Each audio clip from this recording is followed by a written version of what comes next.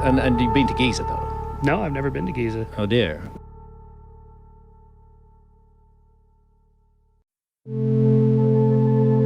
I don't twist my time.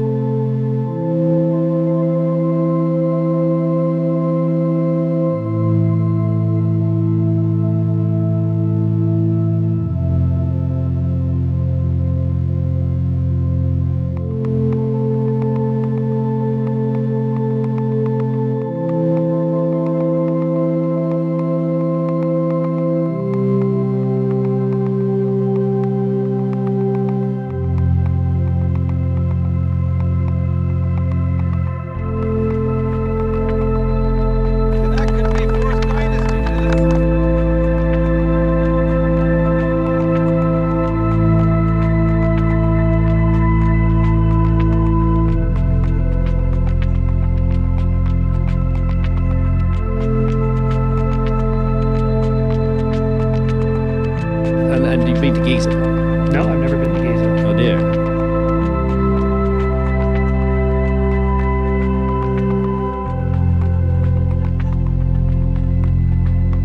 Randall here with us. What's up, Randall?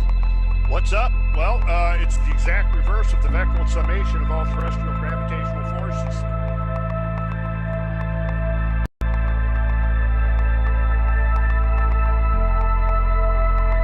I've done it dry, I've done it wet, and the wet is much better.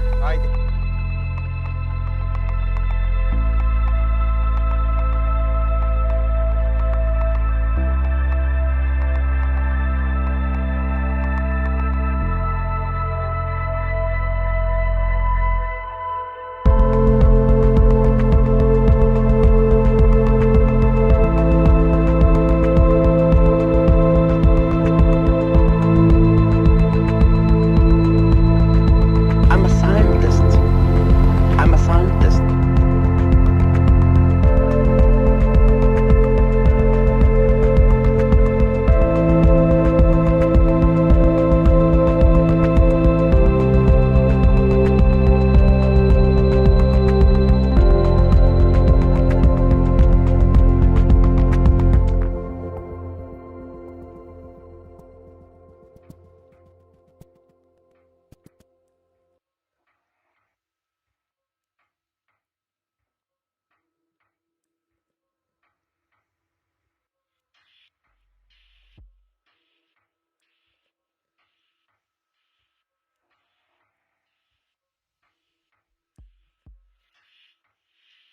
Okay, is that better?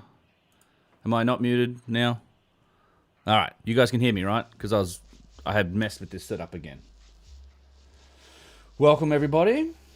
Dude named Ben, indeed, in the morning. Like you guys that listen to the No Agenda podcast. Welcome everyone. A few of those little catchphrases. Good. Thank you. I can see that. No sound on YouTube. London Viking, is it working now? Ah, yes. All right, cool. Yeah, no. So I had to tweak the setup because I was talking to Yusuf the other day, and my setup for recording podcasts and interviews like that, it's a little different to the streaming setup. And long story short, you want to do multi-track recording if you can, so you can, in post edit like my channel, my voice relative to his. We can change the volumes, cut each other out, that sort of stuff. So. What do prophets? Different type of prophet. Yeah, hi everybody. Good to see you all in the chat. I see a lot of names I recognize. Glad you guys could join me. We're going to, I'm working on, basically I want to produce this podcast that I did with Yusuf the other day. I do have a few other videos in the works. The Scablands video, there was a question about the Badlands. Yeah, I want to do that, but I don't think I'm going to have time to do it before I have to leave for Egypt, is the challenge. So I do want to get something out before I go to Egypt. Maybe we can get something else out. We'll see how it goes. But in the interim, we can certainly, I think, work on this one with Yusuf. So let's crack straight into it, shall we?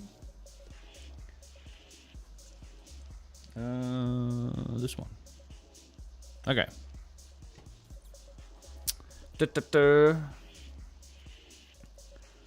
podcasts? Maybe we'll do it in the podcast file. It's technically a podcast, right? Locating media. What do you want? Just make sure it can get to the drives. Alright. Scabbed Egypt, yeah. Crom, Casper, Haze Monkey, Aljo, everybody. Don D, Sergisi, Adam Blue, London Viking. Matt, Sebastian Lundberg, how are you, mate? Looking forward to seeing you in Egypt shortly here. In fact, I do need to respond to Ildi about... she's about to send out the welcome package and all the detailed itinerary details. Detailed itinerary details. Yeah, that makes sense, doesn't it? All right, let's... I think, you know what happened? I think I actually recorded this thing in 4K. Let's see, Yusuf chat. Where's the Yusuf chat? Yusuf podcast, right. New sequence from clip. There we go. All right, there's me and Yusuf.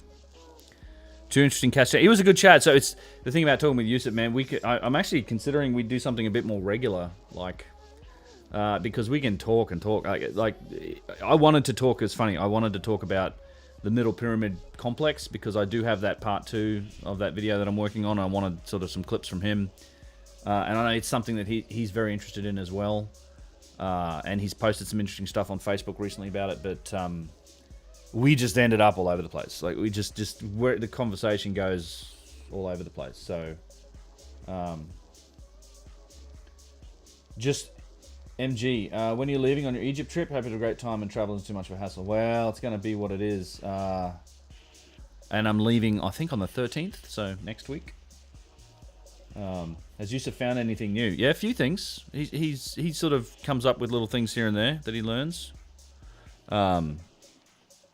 Let's see.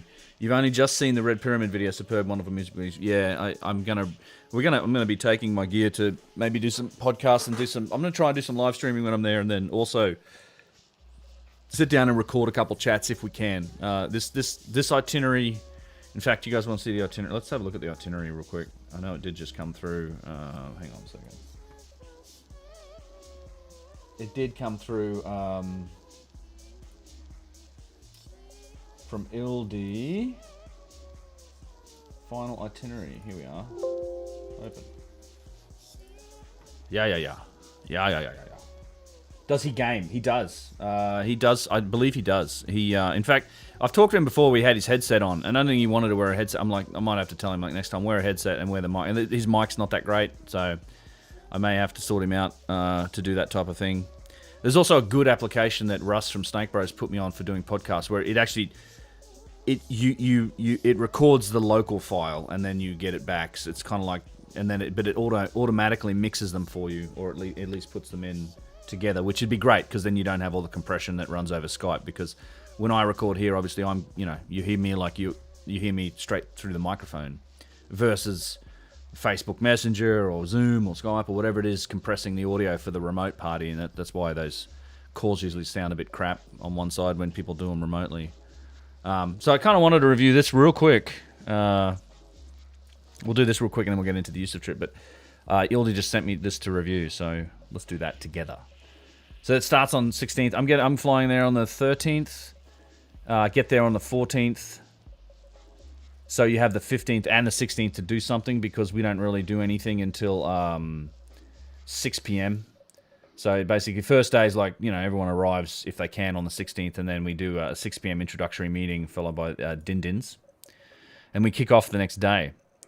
Let's see. Yeah, you have to pay $25 USD. And it's really nice with the Comet School. Like, they literally greet you almost as you get off the plane. Like, before you go through customs or anything, they sort of hold your hand and take you through getting the visa. So, Sebastian, you just bring 25 USD in cash. Exact change, it's important for the visa. The other thing about that I've learned about, and this will go out in Ildi's welcome package too, is their COVID test. They want to see QR codes and or a lab stamp on the thing. So Discord has good quality. Yeah, I know. It does. people use different tools, you know. Yusuf's on Facebook. I honestly, half the reason I got onto Facebook was because that's the only damn way I could communicate with him. He just isn't on anything else. He's on YouTube here and there. I tried to pimp out his YouTube channel a bit in this. He's like, no, I rely on you for that. Like he was telling me that at Giza, he gets recognized all the time. He said it's happened a bunch of times where they say, oh, I've seen you on the UnchartedX channel a whole bunch. It's like, I guess it makes sense because if you were going to Egypt and you wanted to do trip prep and you wanted to kind of go and look at some videos about stuff, you might end up on my channel. And Yusuf's all over my damn channel. So, but yeah, if people could use Discord or other tools, I'd make them do it. But it's like I just try to be if we were going to do an ongoing podcast, I'd definitely make him use some other tools. But I tried if people like to use Skype or Zoom or whatever tool they're comfortable with, I'm like I can make it work. So. Yeah, so we're staying at a new hotel in the new area, so this is going to be interesting. It's a nice hotel, it's brand new. So, day 2 is Dashur, so this will be a hell of a kickoff. We have the whole day at Dashur. So a visit to the Red Pyramid, and then followed by a visit to the Bent Pyramid. We'll be going inside both of those, which is going to be great. And in fact, I've got the Red Pyramid. I've not ever walked all the way around it, so I'm going to make sure I do that. Film it. There's like some of this. There's a little remnants of a couple of the structures there. I think the Pyramidion or repaired version of it is around there. I really want to check that out. We'll go in there, and then it'll be my second chance to get into the Bent Pyramid. The first time was a bit overwhelming, so I'm really looking forward to getting into the Bent Pyramid again. The next day we kind of check out of Egypt, and I like this actually. Last trip we did the Upper Egypt, where you fly up to Luxor and Aswan and do the Nile thing. Although we didn't cruise last time, we are doing it this time. We're doing this early on. In the last one we did this part of the trip later in the tour. I really like the idea of getting out of Giza straight away and doing this first, because it leaves kind of Saqqara, the Serapeum, and Giza all to the end, which is, you know, at that point. You know, because the last trip we visited Saqqara straight away, and it's like the first thing you see. It's a bit overwhelming for everyone the first time in Egypt. You get into the Serapeum, and then by the end of the trip, you've kind of almost forgotten about it. There's been so much other stuff, but putting those, I think, the big hitters, you know, the stuff that I think is really impressive towards the end is the way to do it, and that's what we're doing this time. We fly out. Let's see. I'm just trying to proof this real quick. Yeah. So the Grand Museum's probably not going to be open, but either way, we'll go to the Egyptian Museum in Cairo, which is awesome. I actually really like that old museum. And it's an easy day. We do lunch, then we go to the airport 5:30, go to Luxor 6:30, go to the hotel, no problem. Then we go Temple of Hathor, so Dendera and Luxor. We drive to Dendera, which is a really cool temple structure. There's a lot to see at Dendera. Then we do an evening visit or late afternoon visit to Luxor. Ken Turner, what's up? Has Yusuf found anything new? Is that where the chat's at over there? It is. Yep. And then Luxor's spectacular. I like this afternoon visit. The nice thing is, I'm pretty sure the next day.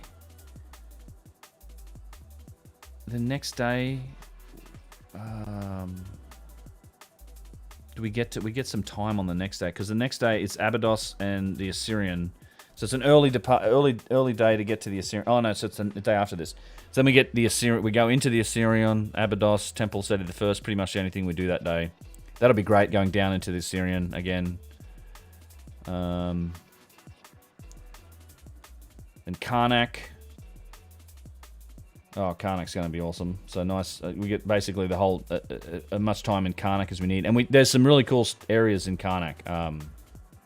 Paul Cox, what's up? How you doing, man? And Ildi is great, Sebastian. You're right. And this is the nice thing. So we basically get done in Karnak after like 4 or 5 hours. We go back and we have a free afternoon. This is what I like. This trip's a little less. Like the last one, man, we packed a lot in, and people were exhausted. Everybody enjoyed it, but it was a high pace. And this trip, definitely, I'll be lidar scanning the hell out of stuff. There's a lot to do. But the nice thing is we have a few afternoons and things free on this trip here and there. So this is one where we're on the cruise ship at this point, but I don't think we leave until that evening. But then, basically, if people want to go to the Luxor Museum, they can.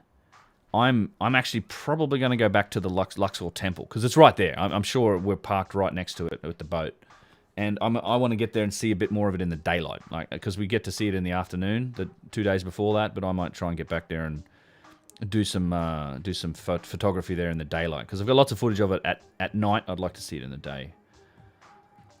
Optional hot air balloon ride. This is a lot of fun. Maybe I'll do it again. We'll see what happens.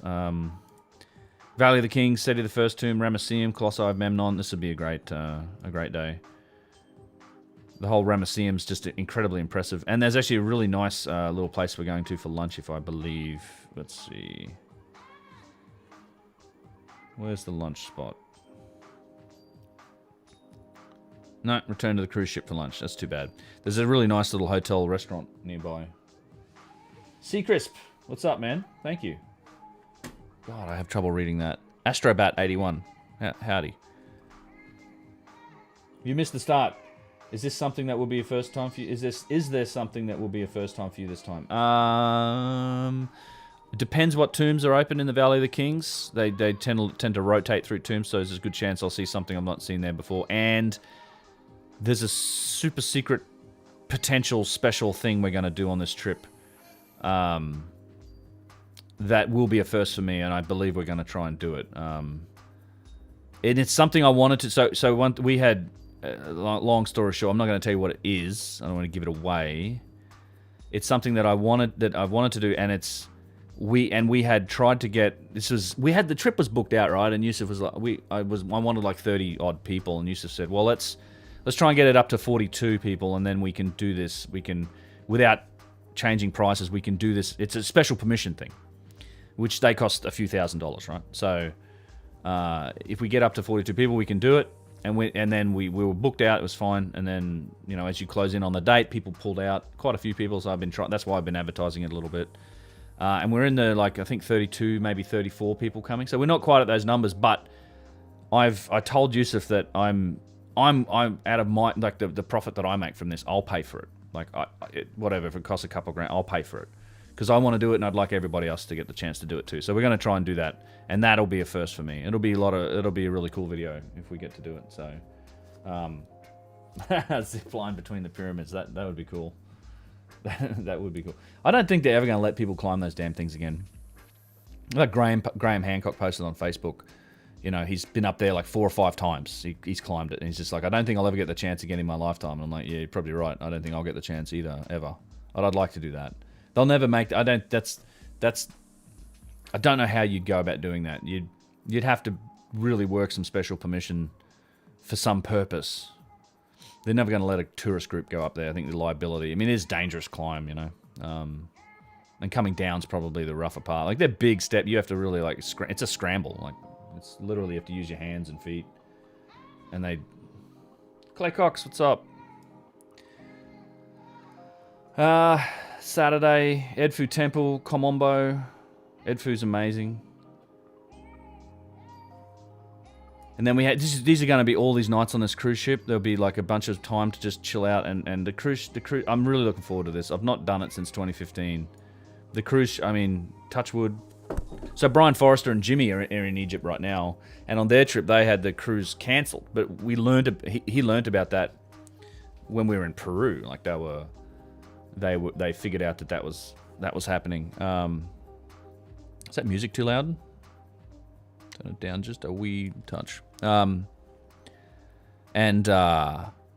camels are less offensive. Uglaka, thanks for the follow, man. Cheers. Our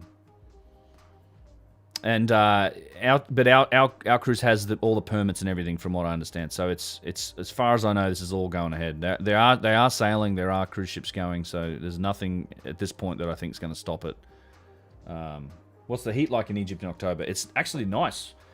75, 80 degrees, 80 something, maybe mid 80s. This is about as hot as it's going to get.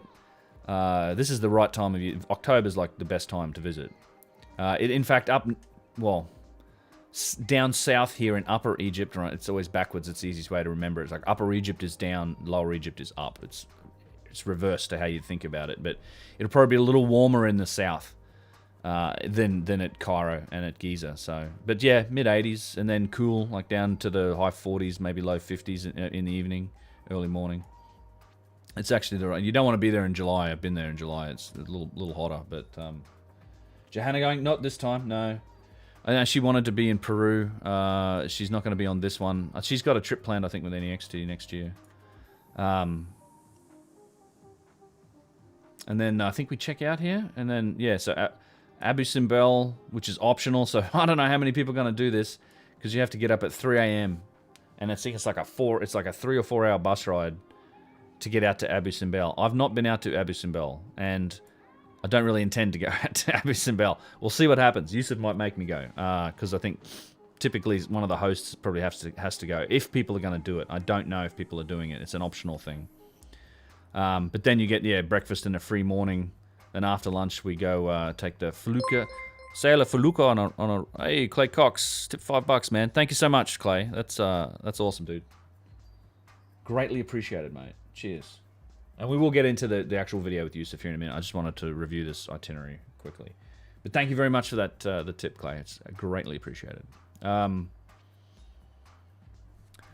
Right, Sailor Felucca on the Nile. And then we go to Elephantine Island, which is awesome. Like, has a couple of really, really incredible pieces on there. And it's a nice little adventure to go there, which will be fun. So that'll be for people that don't go to Abu Simbel. This will be a nice cruisy day on the ship. And then, there'll be a few other things to do. And we check out the next day. And then we do the Aswan Quarry and Philae Temple. Of course, the quarry I'm very keen on getting back to and doing some LiDAR scanning there. And then Philae Temple's also...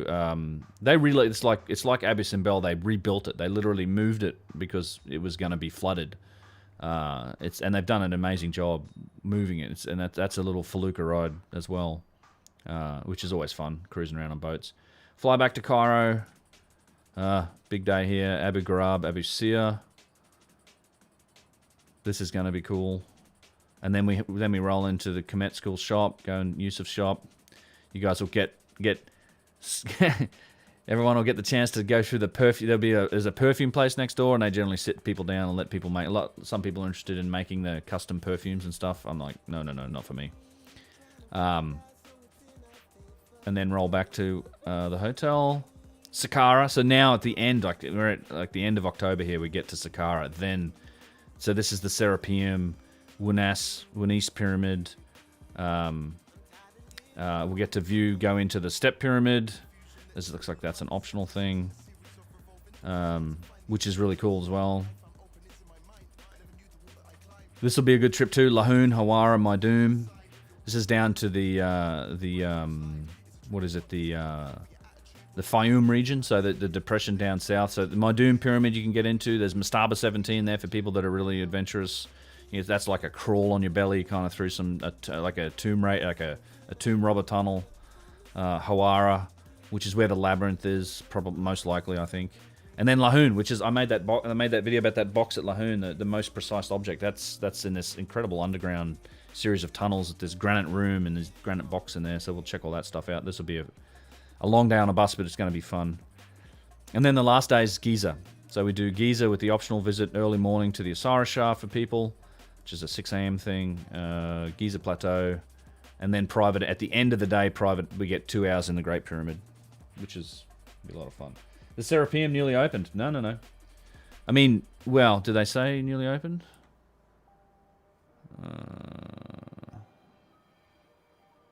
Newly opened. Well, newly opened as in probably, I think, 2014 or something. 2015 maybe, they opened it. It was closed for a long time for renovation.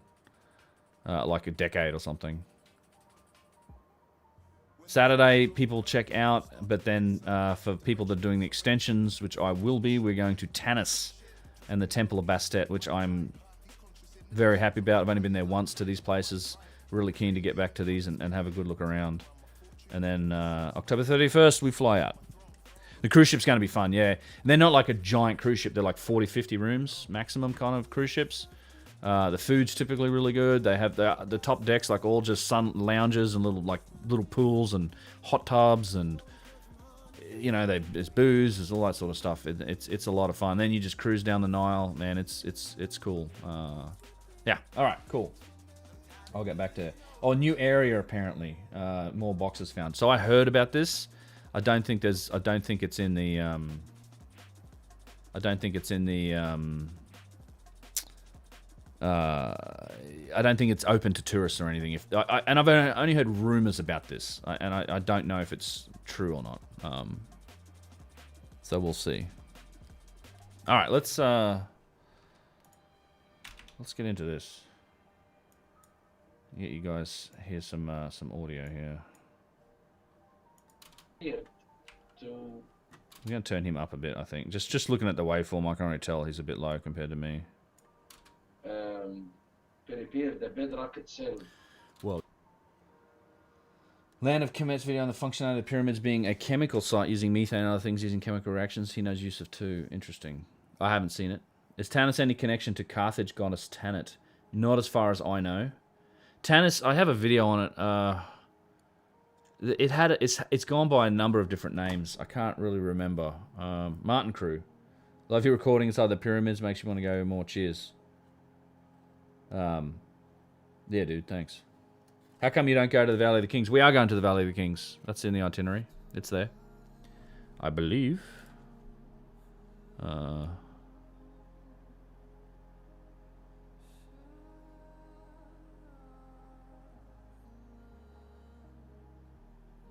Edfu Temple.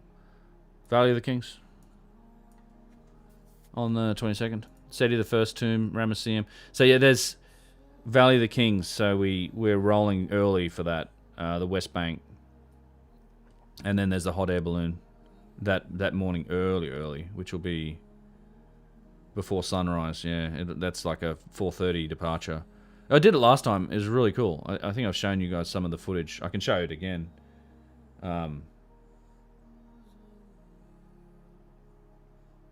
Haha. Yeah, Astrobat. For some reason you don't see a subscription button on other channels, or do you can't? Yes. So I'll explain this again. I know some of you guys know this already. Yeah, subscriptions, you need to be in the Twitch affiliate program to have subscriptions.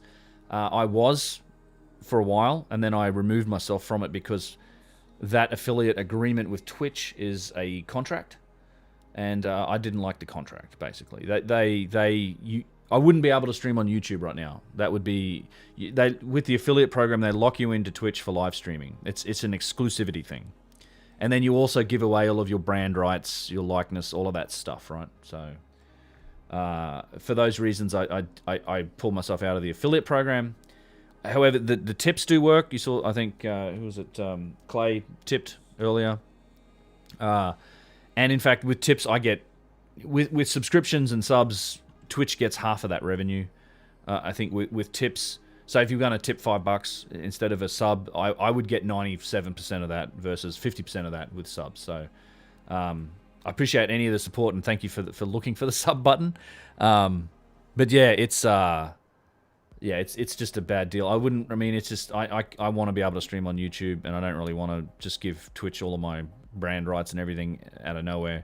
This isn't something that they subject their partners to. Typically their partners have a bit more freedom in doing things, but with affiliates, and you can buy into the affiliate program, like you can get there with streaming by getting to like 3 viewers or something, which you can have your mum, your dad, your cat, whatever. But nowadays you can even just buy it. It's like $15-20 you can buy affiliate status and lock yourself into a contract with Twitch. And I think they do it on the basis of like if somebody's stream gets popular, then they're locked into doing it on Twitch. They can't take it somewhere else. Which is annoying, but that's where the sub button went. Yeah, it's a pain. Ancient Sanctum, welcome. But yeah, so that's the story there. I like the Total Recall theory.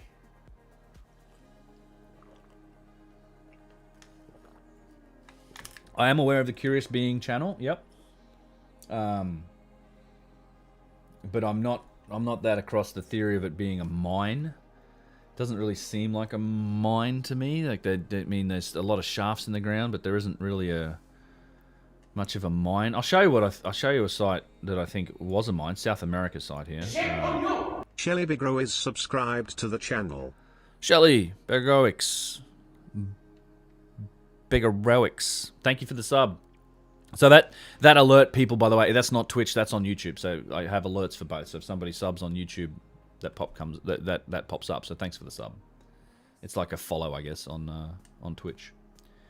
Let me see. I'll show you something that I think was a mine. Giza doesn't strike me as a mine. I don't know how you could call that a mine. London Viking tips $5. Thank you so much. Cheers. The look on pause is not a good look for you. It's rare to find a good look for me, to be honest. There you go. There's a bit more neutral look, just to make you happy. You can pause and find all sorts of stupid looks on my face. It's very easy to do. Yes, I've got a face for radio, as they say. Thank you for that. Thank you for that tip too. That's much appreciated. Let me show you this. What I think is it possibly a mine here. Video. What's it called again? Murray. I think it's Murray. I think this might have been a mine. This strikes me as kind of like more like a mine, right? Beautiful site, but this to me looks like could have been a mine. And then for some reason they paved it. This is in Peru. This is in one of the sites. It's called Murray. It's one of the sites around up in the mountains around Cusco on the top of the Sacred Valley kind of thing. I mean, what's the pyramid's purpose for a mine? I mean, Valley Temple, the Sphinx, the causeways. There's a few, no doubt there's shafts going down in the ground, but that's not, I mean, I guess they do mine that way for certain things, right? I don't know. Could have been a mine and then tidied up. This, yeah. Yeah, it could have been. I'm sure I got more footage than just these two videos of this, but... Amphitheater. It does seem like that. I bet the acoustics are interesting. Upside down pyramid would fit in that hole, right? It's like a socket. Well, they tell you it's some sort of royalty, gardens, blah, blah, blah. You know, like it's always ceremonial, high Inca, special place. I mean, it's absolutely beautiful. You get down in there and look at it. Agricultural training complete with terrace gardens. Yeah, that's what they say it is, or it was. Well, they say it was terraced gardens, basically, for the high Inca. Like Tipon, like the water gardens. Tipon's another just beautiful site. Actually, the water still flows through that site, like all of the canals and the way they ran water down through all of their different levels is all still going at Tipon. I mean, they maintain it.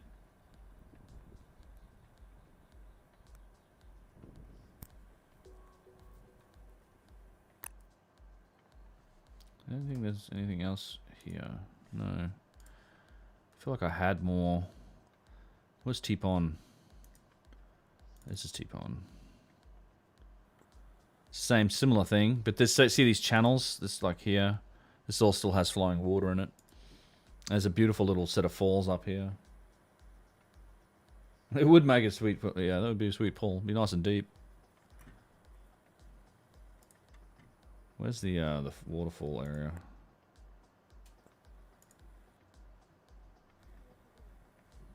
Oh, we get up the end here. I just want to show you the running water feature that's up here.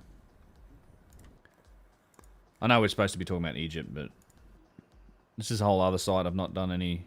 That's Ildi. That's Ildi. Same Ildi from the Peru trip. So she now lives in Egypt. She came with. I met her in 2015. She was on the same Graham Hancock trip. Here we go, some water. And then in 2016, when we did this trip, she came along. I've known her ever since. And then she ended up, funnily enough, she ended up moving to Egypt and started working for the Kemet School, who I also knew. Like, it was kind of this random occurrence. She went over there and got a job helping them organize, and she's been there ever since. It's great. She married an Egyptian guy. Just had a baby over there. All right. Air shafts theory, acoustic communication shafts from ancient architects. I haven't seen that particular video from Matt. I'll have to watch it. I have trouble keeping up with stuff, man. It's so hard to kind of maintain and watch everyone's content. Okay.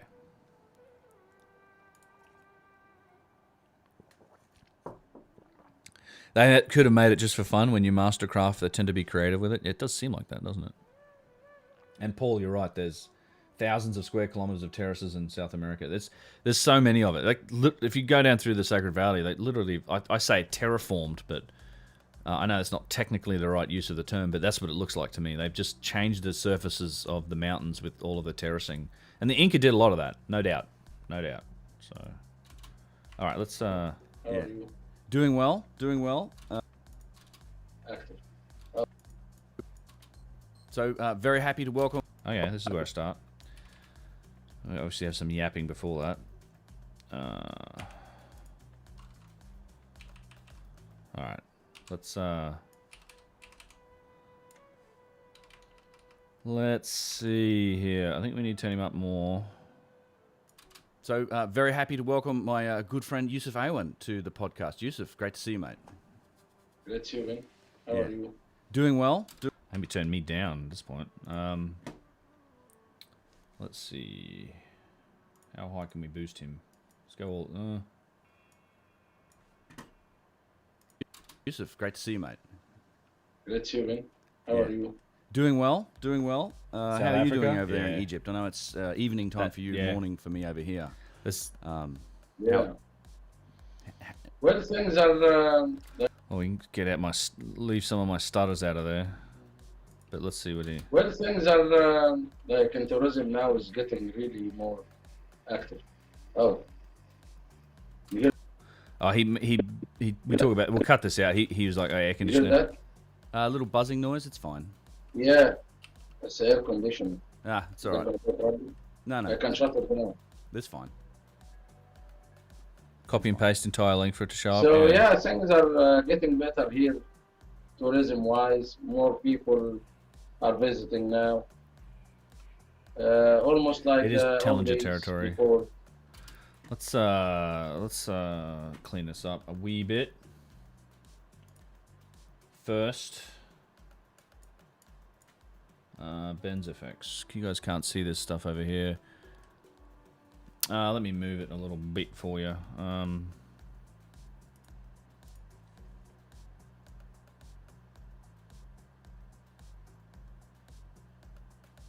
we go.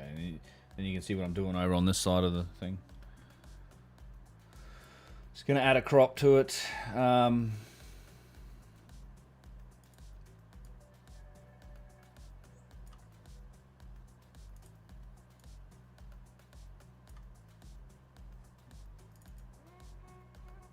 We're gonna almost move this. No, we're gonna leave it like that. That's fine.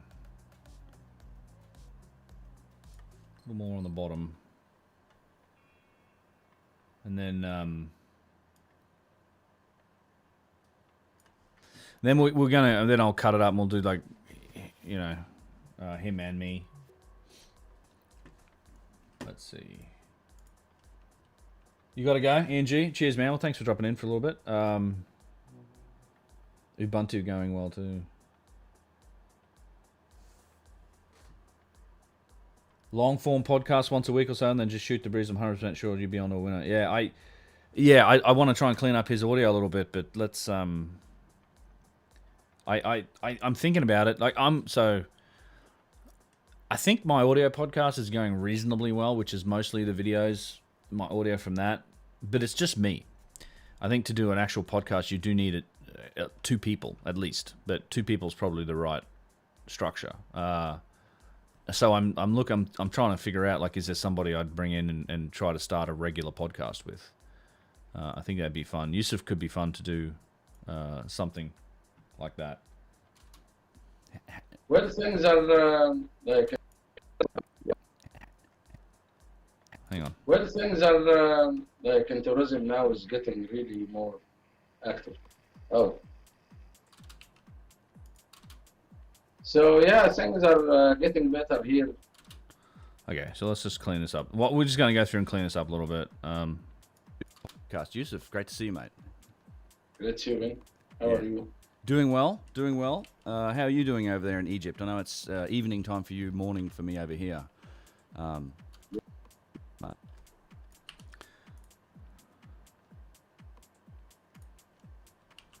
think if we just, whoops, ripple delete.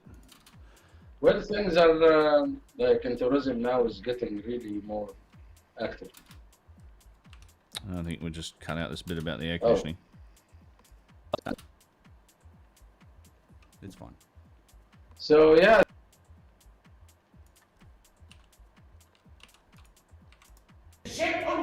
Astrobat81Z subscribed to the channel. Thanks for the sub, Astrobat. Cheers. We're getting close to that 1,000 subs over on that channel. That'd be great.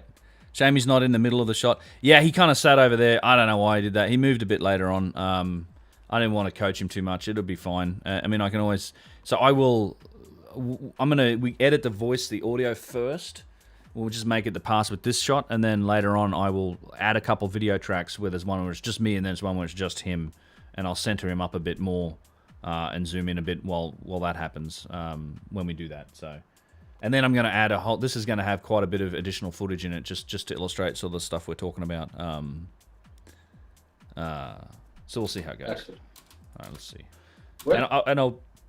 You won't notice the jump cuts when I'm finished with this. things are like in tourism now is getting really. Ooh, why is that so fast? First one was like sped up. Ben, are you able to go into Paul? Parallel lines look like giant agricultural forests north of Namibia. Interesting. Kind of like the Nazca lines, huh? Able to go into the underground subterranean areas at Giza, or are they excavated and mapped out? Surely. No, you can't. So you can get into the... We're going to go into the Osiris shaft. You can't really get into too many other areas in Giza, this is the annoying part, is they really haven't been fully mapped out and even cleared out. A lot of them have debris, they've collapsed, but they could be cleared out. Yeah. All right, let's get going. Really more active. So yeah, things are getting better here, tourism-wise. More people All right, are visiting now. you ask, I play. Randall here with us. What's up, Randall? What's up? Well, it's the exact reverse of the vectoral summation of all terrestrial gravitational forces. There you go. Almost like the old days before. Almost. Almost, yeah. Yeah. Well, it's good. I mean, I'm looking for... I mean, we're on the verge of another trip over there. I mean, coming over to Okay, do I'll a look tour down, with not you. looking up. I think I'm leaving in, I don't know, 10 days or something like that. So, yeah, we'll be over there and get to see it for ourselves here. Looking at I'm office very much chair looking ass. forward to it.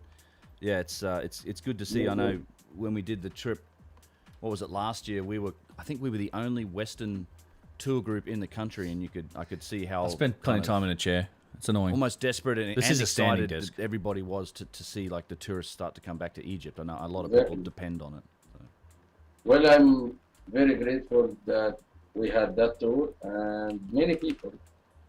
It's like we brought hope to many people that tourism is not going to die, because as you said, almost we were the only people touring in Egypt at that time. Yeah.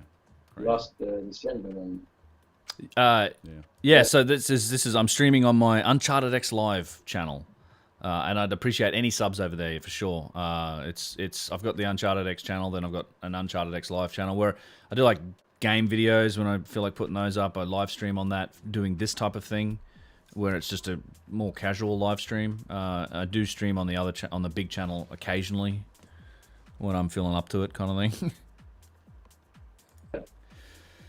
Yeah, it's good. Well, thanks for You spending can a bit almost of time hear with me today. the snorts of derision. It's another Randall clip for you. A bit of time with me today. One thing I did want to we end up done a few of these chats, and it's just like it's easy to spend hours and hours. There's endless topics to kind of discuss. You know, hate we can the way talk I about look. this forever, and as we do on these trips, certainly there's no end of things to talk about. But one thing I did want to get into with you, because I know you've got a particular interest in this as well, and it's a topic that I've been researching for a little while, and I just did a video on it, I think in the last couple of months. But I'm really interested in the overall architecture, the structure, the There's going to be a history lot of of the footage in entire this because I don't really middle want to have pyramid my complex face at on the Giza. screen for There's, that long.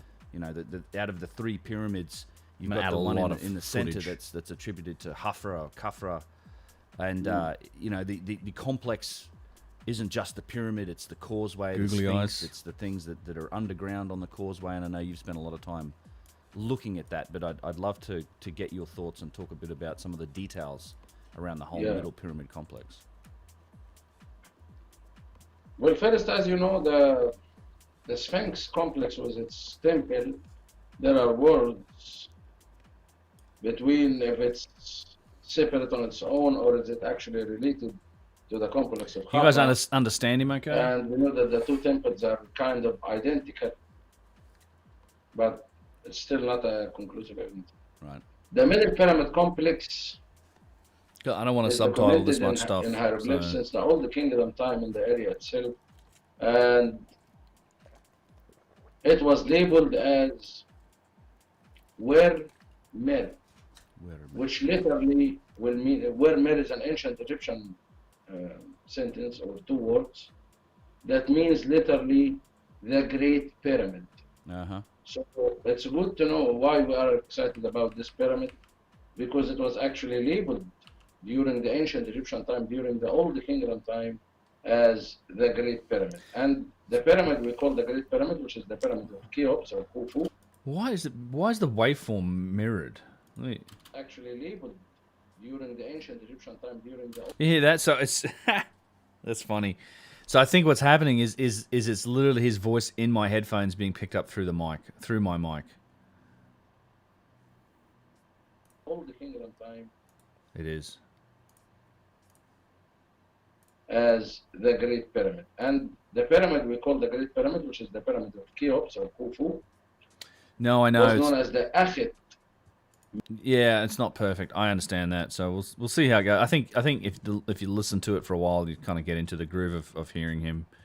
But yeah, I mean that's nothing I can do about that. That's just his audio equipment. So I might have to sort him out with some better stuff when we're over there. Mer, Akhet can mean the horizon or enlightenment as well. The Middle Pyramid complex is like the most complete complex on the Giza Plateau and the most megalithic Right. as well. So in some of the debates, for example, that the academics go to when some of the normal people will ask them about the An hour huge 20. blocks of stones. Yeah. They will tell them they are not so huge. They are 2.5 tons mostly. Each block is around 3 tons, 2.5 tons. And there are many of those stones, of course, on the pyramid of Khufu. Ray all Scotty academics subscribed know to the channel. That, Mr. some of AJ the Scotty, blocks thanks in for the sub. the Middle Pyramid complex reaches On the until YouTubes, thank you, mate. 130 tons per block. Yeah. Yeah, plus all the huge amount of work. Throw that on a is gate dedicated expander on your track. to- You are the expert. Throw on a gate expander. All right. Gate. No gate. Stereo expander. On which track? What does that do?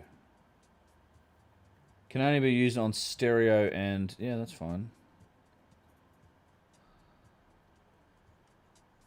Okay, let's try and learn something here. Sebastian's an expert at this stuff.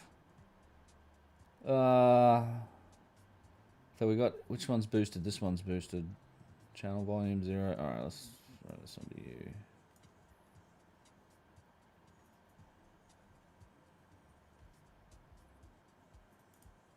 Individual parameters. Stereo expander 100. All right, so what's that going to do to it? pyramid of Khufu. But all academics know that some of the blocks in the middle What does that do? they will tell them they are not so huge. They are 2.5 tons mostly. Each block is around 3 tons, 2.5 tons. And there are many of those stones, of course, on the pyramid of Khufu. On But mine? all academics Okay. So it's not going to do much on his channel, but I'll put it on my channel. Alright. So now if we do one of these, mute him. and some of the normal people will ask them about the huge blocks of stones. Yeah. They will tell them they are not so huge. They are 2.5 It's like a tons. noise gate, Each is what block you are thinking about, 3 yeah? tons, 2.5 tons. Expander, expand, And increases there are volume many of above a those, of threshold. course, on the pyramid of Hope. But all academics know that some of the blocks in the middle pyramid complex reaches until 130 tons per block. Yeah. Yeah, plus all the huge amount of work that is prepared to I don't think that's what we want there. prepare the bedrock itself. Well, yeah. And be locked with It's actually like, I don't know why Yeah, it's... that's that. Why is it doing... No, you know what? I have a feeling that's actually not what's going on. I think when I've recorded this, I've somehow also recorded his audio. It's because if you look at this, right, it's actually the same waveform height. I mean, it's not an issue, but like this track, it's identical. So it's not. I don't think it's coming through. We're hearing it louder on this track because I've boosted up the volume. I've somehow. I think I've also recorded his. I think I've recorded his audio onto my my track as well. Is what's happened. I think that's what's happened. But it's fine. I think it's about as good as it's going to get. Because it's not actually, it doesn't, it's identical. Like, as long as I don't move these tracks, it's not going to change anything. Yeah, noise gate. I should have a gate. Surely this has a noise gate.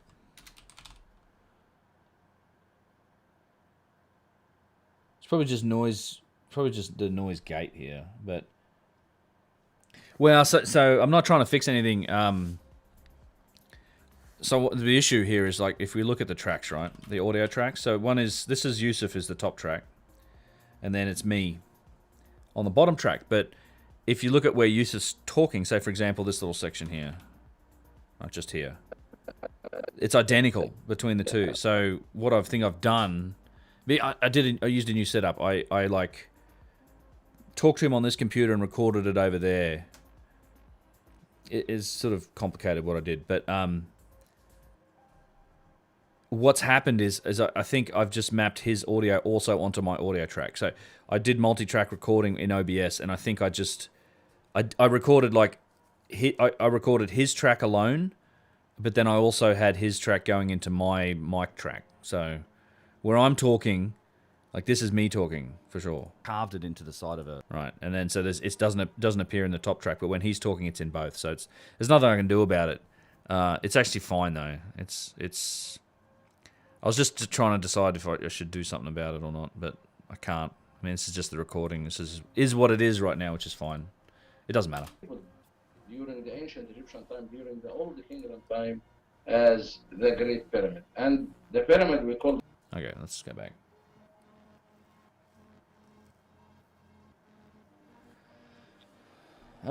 Filter.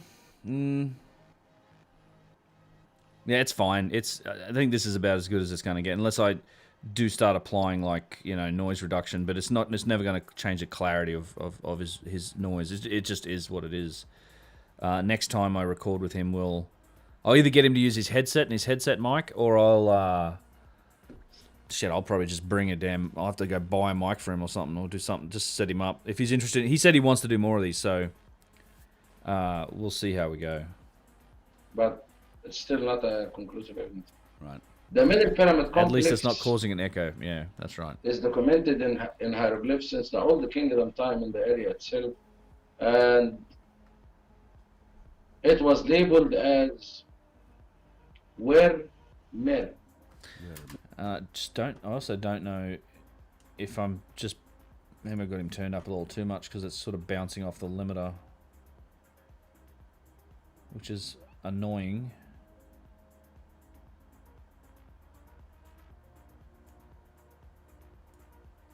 No, don't do that.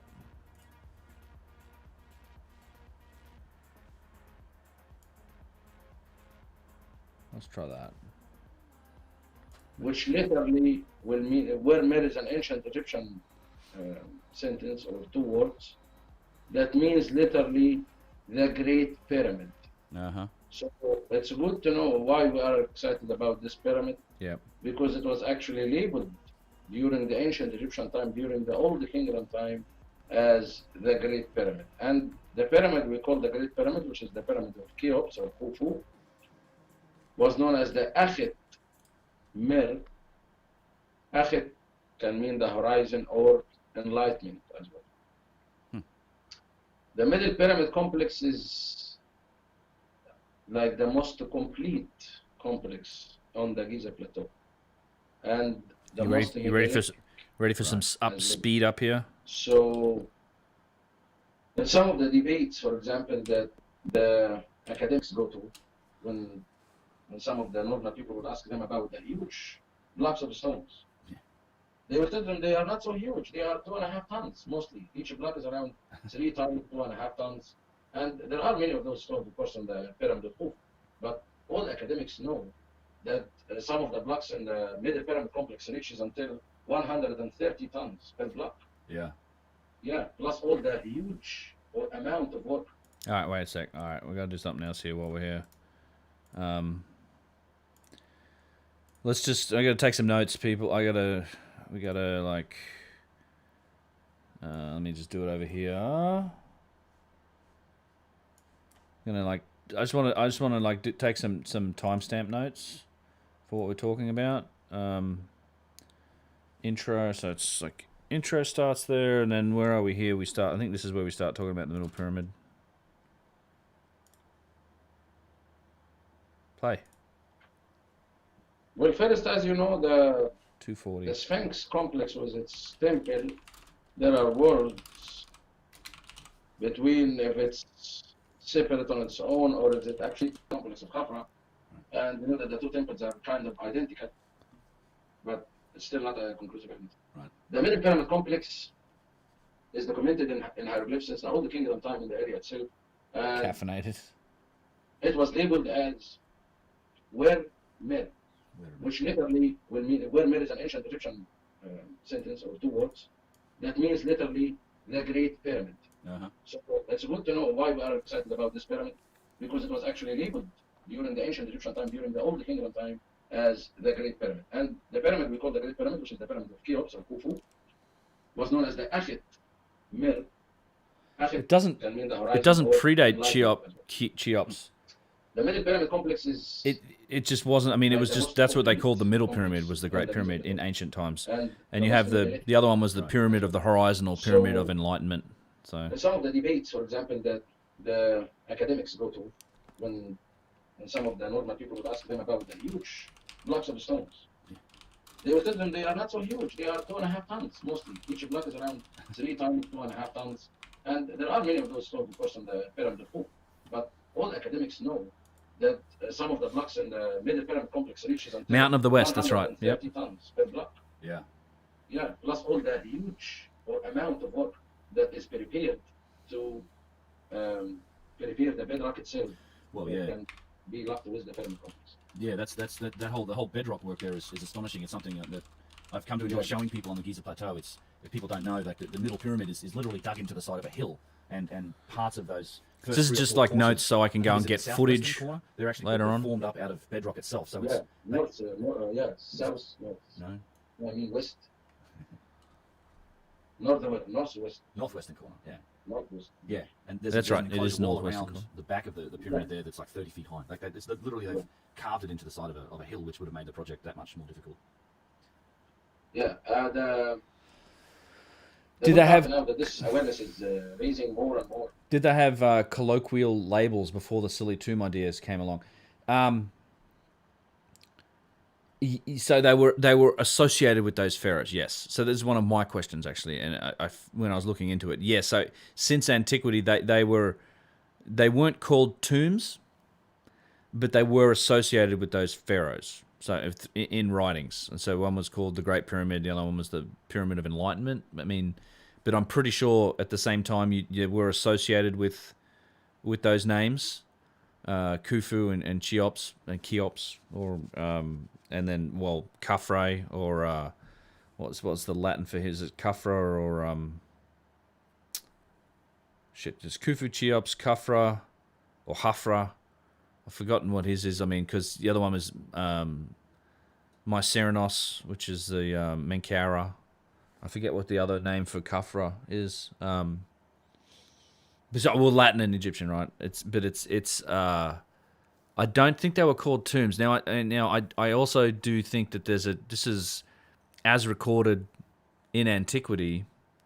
There's some, and it's an area I need to do a bit more study in, but there is some contradicting evidence to this. Like there's a few different terms and a few different references that don't sort of fit into that timeline. It's a real shaky correlation either way. In the same way, and we talk about labeling quite a bit in this podcast, in the same way that you had lots of other rulers come in and put their names on stuff and claim stuff for themselves. I think there's a good chance you have the same thing going on, even with the pyramids, right? If they were pre-existing structures, then it's the people that worked on them. It's the same thing with the Red Pyramid, right? We know that there was Sneferu's name was found in some graffiti on some of the casing stone blocks, but he might have just been the one who went and cased it. Don't know. It's hard to sort of draw a conclusion and say, well, he definitely built it based on the fact that his name is associated to it, when there's so much evidence that practice went on throughout Egyptian culture. In some cases, we've got 3 or 4 different names of rulers on a particular object. And this is a practice that went on even in the Old Kingdom. And Yusuf, in fact, gets into some examples. I learned some stuff talking to him this time. He's a fountain of knowledge. Like he just, there's a lot of these examples. So it's in the absence of any data, sure, maybe that's gives us the best indication, or it's, at least it's an association between the name and the structure. But you have so many examples of those names being written on other structures and other objects later on in different periods. And like I said, there's like a Hyksos Sphinx that came from Tanis that's in the Egyptian Museum that we'll go see. It's still on display. That has 4 different pharaoh names on it, like from different periods. It's just, and that's one of the reasons why Ramses and his son Merenptah were like, you see a lot of their hieroglyphs carved so deeply, like they would literally carve them in this deep, because that makes it very hard to erase his name and add something on later on, because he was doing that himself to objects. So it's like, and as I said, we have some examples of that same practice happening even in the Old Kingdom. So who knows? It's hard to, I just don't think you can definitively say that, oh, this was a tomb of this guy because his name's associated to it. I'm like, well, okay, maybe it was part of this culture, or it was part of the land, and they took it over, and then he was the ruler here, and he claimed it over his lifetime, and it became his. Like that seemed to have been a common practice. So it's if that's the case, there's a lot of school desks I built. Yeah, seriously. All right, that make that point. Like you and like the whole Timmy building the skyscraper because he's tagged it with graffiti, and the archaeologists of the future like, well, little fucking Timmy built this skyscraper. Wow. Menkaura. Yeah, Menkaura and Mycerinos is the 3rd pyramid. I just forget the name. Khafra. I forget Khafra's other name. Giant pyramidal computer chip sitting on a bedrock circuit board, obelisks for diodes and capacitors with a great underground cooling system playing with the concept. That's where my mind goes too. When you look at the layout, I look at the layout of some of the rocks. So Abu Sir in particular, you've got the limestone encased in basalt, and in other places you've got limestone encased in granite. And we know that there's some places there's like flaking basalt, which may have occurred through heat cycles. You've got that in a number of different places. It almost looks like a giant circuit to me. It's just, and I don't rule out the possibility that all of this, the whole place, Giza, the plateau itself, maybe even the entire, what they call the Sun Belt, all the pyramid sites, could have been some connected giant machine that did something that we just don't understand. I don't know. I mean, I just can't rule it out. I mean, it's a bit far-fetched, I get it, but still, like, there's so many examples. You just can't rule it out when you understand that technological perspective and you look at things against that iPhone going back in time example, or it's the Xenix surface waves example. There's a lot of things that exist outside of our perspective, and we just may not have the right context to understand what it is we're looking at yet. In the same way, somebody from a couple hundred years ago wouldn't understand what an iPhone is. Wouldn't have any context to if it's turned off or whatever. You just wouldn't have the context, but we do, because we have that background information. We have the technological perspective. So So I don't know. I think so. People would reuse, claim, and adapt structures exactly, and we know that happened.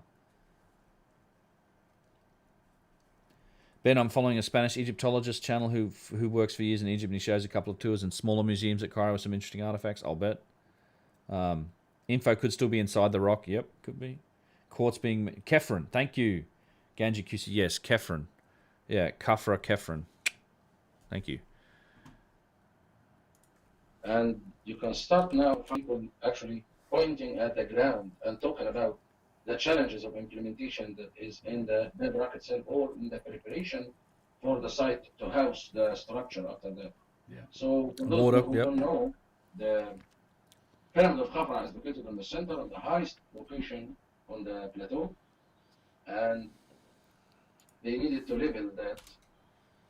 So the western part was lower, while the eastern part was built. Yeah.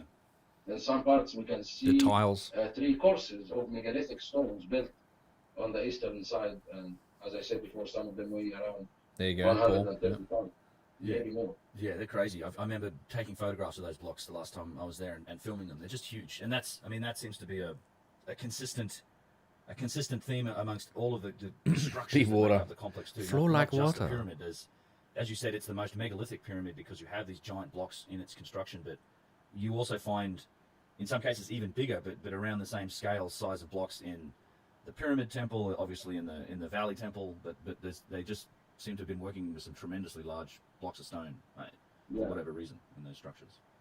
There are many things actually in this complex that makes us think a lot about how could they achieve things like that. The two temples, the one in the valley and the one that's known as the Mortuary Temple, were cased in and out with granite stone, and we can still see the megalithic blocks. Sorry, what was the timestamp there? It's about like 7:26. All right. Known as the Mortuary Temple, cased in and out with granite stone, and we can still see that the megalithic blocks of limestone were cased, if you can call it a casing, with this huge blocks of granite stone. If you are building a structure, just these stones that were used for the casing was going to be enough actually to build any structure you want. Yeah. And they both were famous for the granite temples because they were in and out. Most of the granite stone survived in the Valley Temple because it was buried under rubble and sand because it was lower level. It seemed like The farmer drip. was buried in the past. Also, the causeway was cased with fine limestone. Most of it is recycled throughout the ages, of course. And when we talk about recycling, archaeologists, they are aware that recycling was happening in a wide scale. People were recycling more and more during the Middle Kingdom time, which was around 2100 BC, according to the mainstream timeline, of course. And also, there is a conflict here. No, there is something here that is not making sense to me when we talk about materials and machining and mining and extracting stones specifically.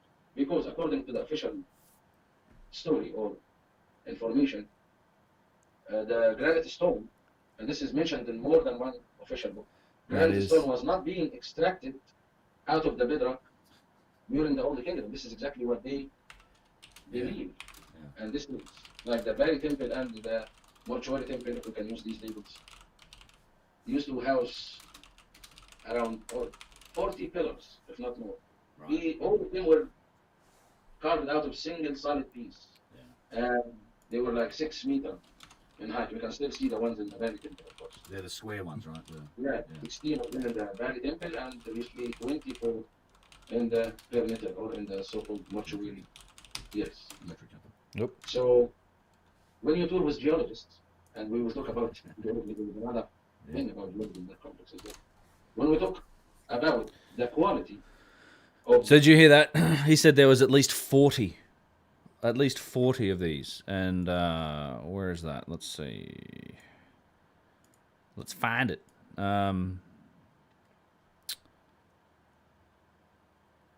Let's look at the... I guess we'll look at my recent footage. I think this was this day.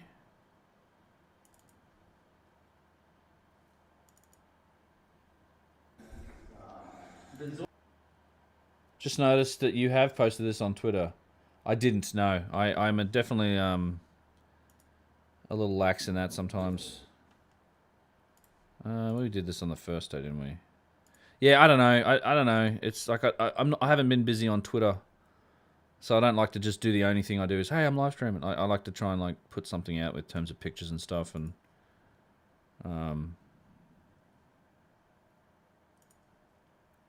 but yeah, thank you for posting it. Says that I'd like to see Let's see, we get in here. I'll show you the pillars. With, I mean, the fucking size of the granite blocks are insane. Like, just everything here is insane with granite. And again, this is the contradiction he's talking about. It's a point I've made before, but it's one worth noticing is that the archaeologists in the mainstream version of history, they don't credit the Old Kingdom with the ability to quarry granite. It's absolutely ridiculous. So there's at least 40 of these. And these are this was between this structure and the one up at the mortuary temple or the pyramid temple, of which there's very little left. Yusuf makes the point that the reason this was so well preserved is because it was buried in the sand. So everything up at the mortuary temple, the pyramid end's all gone. Like there's a few limestone blocks, some granite casing blocks, a couple of like the colonnade sort of balustrade, sort of perfectly rounded blocks. Are still left, but there was a structure just like this, maybe bigger, but the same type of thing, limestone encased in granite blocks like this. But between the two of them, there was at least 40 of these pillars, which are 50-ton, sort of 50-ton blocks, and there's blocks in this, individual blocks in the walls that weigh up to 70 tons, and they don't credit them with the ability to have quarried granite.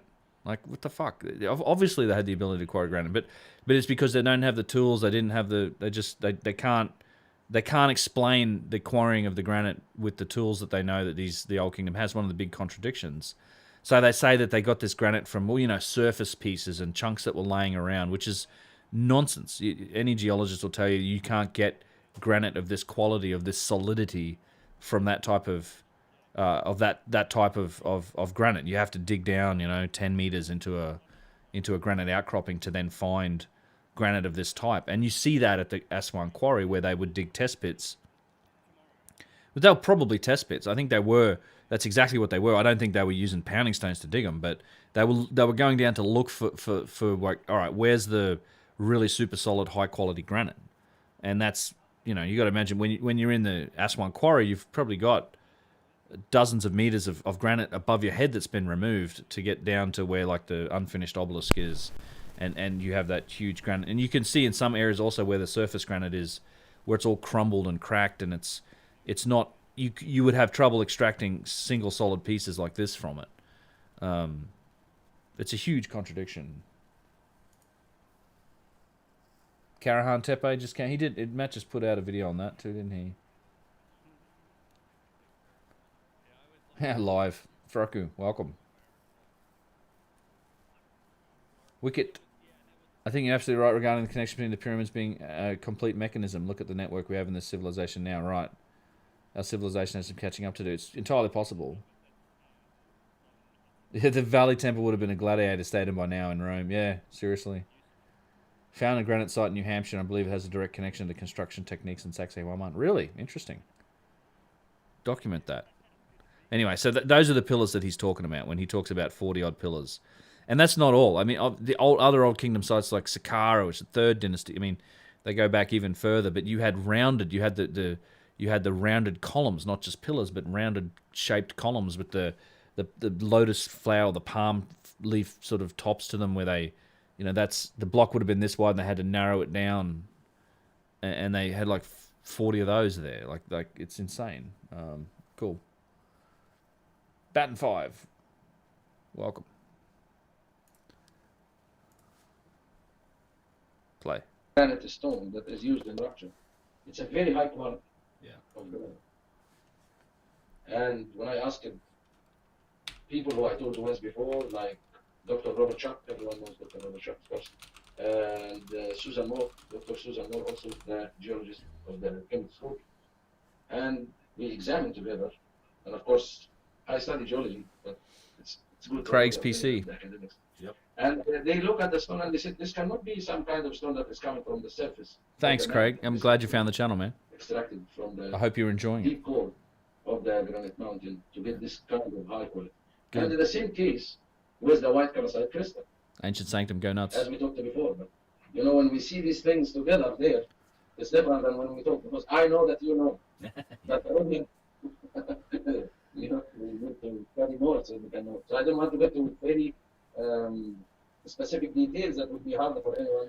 So it also applies to the white calcite, the alabaster, the crystal stone. So same thing applies. And in these Old Kingdom structures, you have these giant blocks of alabaster or white calcite. He calls it white calcite. It's calcite, I think. But that stuff is formed from, it's sedimentary stone, but it's formed from, like, it's where like natural springs occur, but you have to dig, like, again, way down deep. There has to be a quarrying system in place to get those types of blocks. And yeah, some huge blocks of it, which are quite rare. And it's why there's very little of it left laying around, because it's all taken. It's a softer stone than granite. It's easier to work. So that stuff was prized. And it was taken and recycled, but you have some blocks of it left. There's huge blocks of it in the Valley Temple. It's behind those closed doors. There's even floor tiles that are made of it. The mortuary temple, or the pyramid temple up near the actual pyramid at the other end of the causeway, there's big blocks of it in the ground. There's actually a couple of big blocks of it laying around at Tanis that we'll get to see when we go up there. It's pretty cool, but that's the same. It's the same thing. You can't. It's just not surface stone. You have to have a pretty sophisticated quarrying system to even get that stone and then ship it. There's nothing near Giza where you can find this stuff. And we get into this, actually, we get into some really interesting stuff when it comes to the quarrying system, because we talk a bunch about the vases too in this podcast. And one of those, the aspects about the vases, is that a lot of those were existing in pre-dynastic times that have been inherited. And you have pre-dynastic burials that have these types of vases in them, some of them going back 12,000 years, that have been carbon dated to these pre-dynastic sort of early archaic time burials, and you've got the same stone vases. And you even in the Egyptian Museum, you guys may have seen it in some of my videos. I love pointing it out. There's like a lapis lazuli tube, like it's a small tube of lapis that's been expertly called, which is a beautiful little artifact, but it's pre-dynastic because it was found in like a confirmed pre-dynastic zone. And you have all these different types of these exotic types of stones and these vases that are made from these types of very hard stone. They're very well made. They're in pre-dynastic burials. The implication from that is that you had to, at some point in the past, there had to be a quarrying system set up to get these types of stone. It's not just like, there's thousands of them. It's not like it was just, well, we found these odd types of stone that were in the river valley or whatever that were pushed down on this river. No, this stuff had to have come from quarries all around the area. Like the closest lapis quarry to Egypt, as far as we know, is in Afghanistan. I mean, more or less. But you had to have a pretty sophisticated lapis system, a trade system, all these things going on just in order to even get the stone to then make the artifact, and all there's technological implications with how they made the artifacts. But it's crazy when you really get into the details of like, okay, how did these bowls exist and these things exist in pre-dynastic times and end up in Egypt in pre-dynastic burials? Like, there had to be quite a system going on worldwide for quarrying, logistics, trade, and then the actual technology that's required to make them also has all these other implications. So it's not just like, oh, these bowls are insane and made from these really hard types of stones. Like, how do they get the stone? Where'd the stone come from? There's nothing. A lot of these types of stones, there's no quarries for that stuff in Egypt. Understand. Anyway, let's just say in general that the pyramid has the best quality. Wayne, of Draco, stone. how are you, man? Ah, shit, I'm gonna get to the post office today, They mate. have chosen stones that has not, like for the sedimentary stones like calcite, the most pure one. Yeah. We can explain later. Yeah, why Craig's PC. Right. It comes Cheers, down man. to Thanks for dropping in. quarrying, really, and this is one of the contradictions. Like I find the more you study, with an open mind, you look at a lot of the orthodox or the academic story of ancient Egypt. There are a number of contradictions in the story. You're that absolutely right, contradict the evidence Mr. that we can see Viceroy. with our own eyes, right? This is one of the big ones. Which In fact, I'm going gonna try and do that now and I think while we're it comes listening. back to the tools that they say, like the Old Kingdom Egyptians had, but as you say, in general, there's the academics don't really give those old How do kingdom I Egyptians customize my channel? They don't credit them with the ability to do that sort of quarrying, to get down to those. You know, you have to be able to quarry Your efficiently channel. and to get down to the core of these granite mountains and even in these sedimentary rocks, the calcite places, to get the types of stones that we see in Old Kingdom structures. So they say that they what do they say? They say that they got that material from like surface granite from pieces that were lying around, Yeah. and they As shaped they them say from literally chunks. in the books. In Yeah. the books, they literally say from loose or falling pieces. From loose or falling pieces. Yeah, we've been to that. We've been to that valley in Aswan. Yeah. And we see what kind of quality of granite there on the surface. It's crumbling on its own. Yeah, right. It's not these dark, like solid granite with the huge pieces of feldspar and mica and this combination that's in the granite stone, and the quantity of quartz, the amount of quartz that is in the stone is high amount. You can see that many times we examine with some water over some of the pieces. Yep. And show our guests how much quartz is in this block. Yeah. I'll put some footage of that in here when I post this video up for sure, because That would be great. yeah, we have a lot of those Yeah. examples. I mean, and that's the contradiction, right? Is because if you look at Old Kingdom sites, it's obvious that whoever built them, whether it was the Old Kingdom Egyptians or not, maybe it was, but they definitely had the ability to quarry granite. It's the only way, not just granite, but the other stones too. But you know, granite being I'm trying to add a link to it obviously now. had that ability because the stone is there, and it's it's not just in the Middle Pyramid complex either. You've got sites like Saqqara and so many others where you had rounded pillars. There's the columns, there's the pillars, there's these large blocks. I mean, they were quarrying a tremendous amount of granite. And not to mention the Middle Pyramid itself is cased in granite. The bottom course is cased in God knows how many.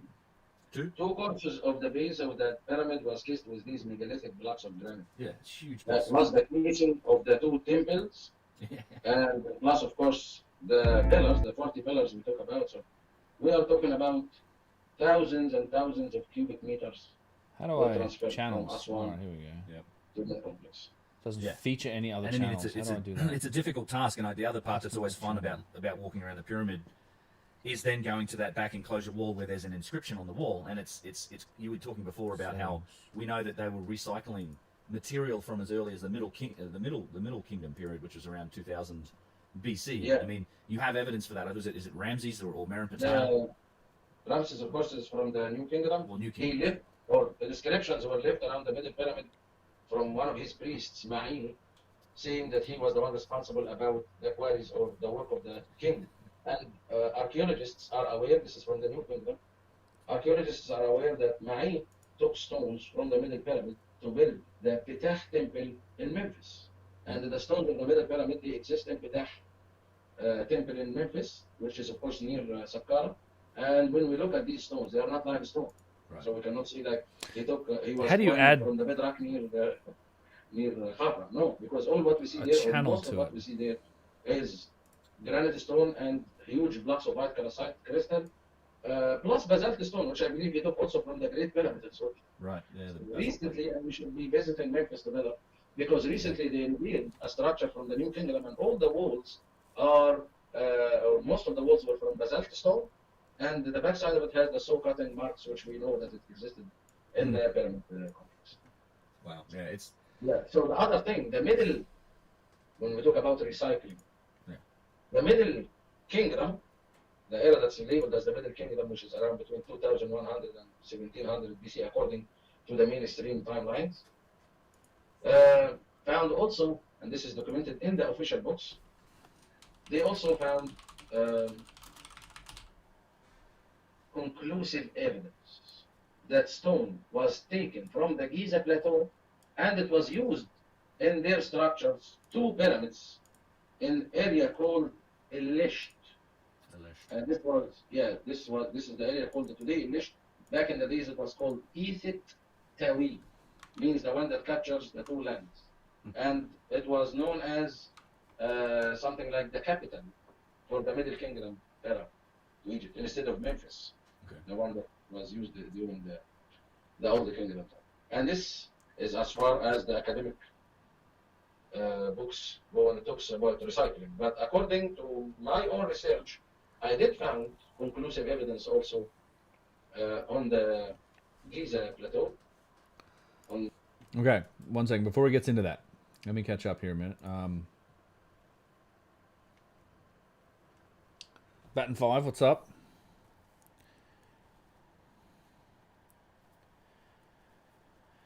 Mr. Viceroy, I'm trying to add a link to the main channel. I'm trying to, like, there's a channels thing, and I don't know how to actually add to it. Is the issue. I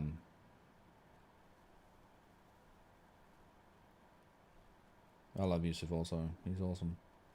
Aerial scanning, yeah. All right, let's keep going. The causeway, conclusive evidence also on the Giza Plateau, on the causeway, on the southern side of the causeway of Khafra, for the tomb that was excavated by the Professor Selim Hassan, and it belongs to a priest from the Old Kingdom.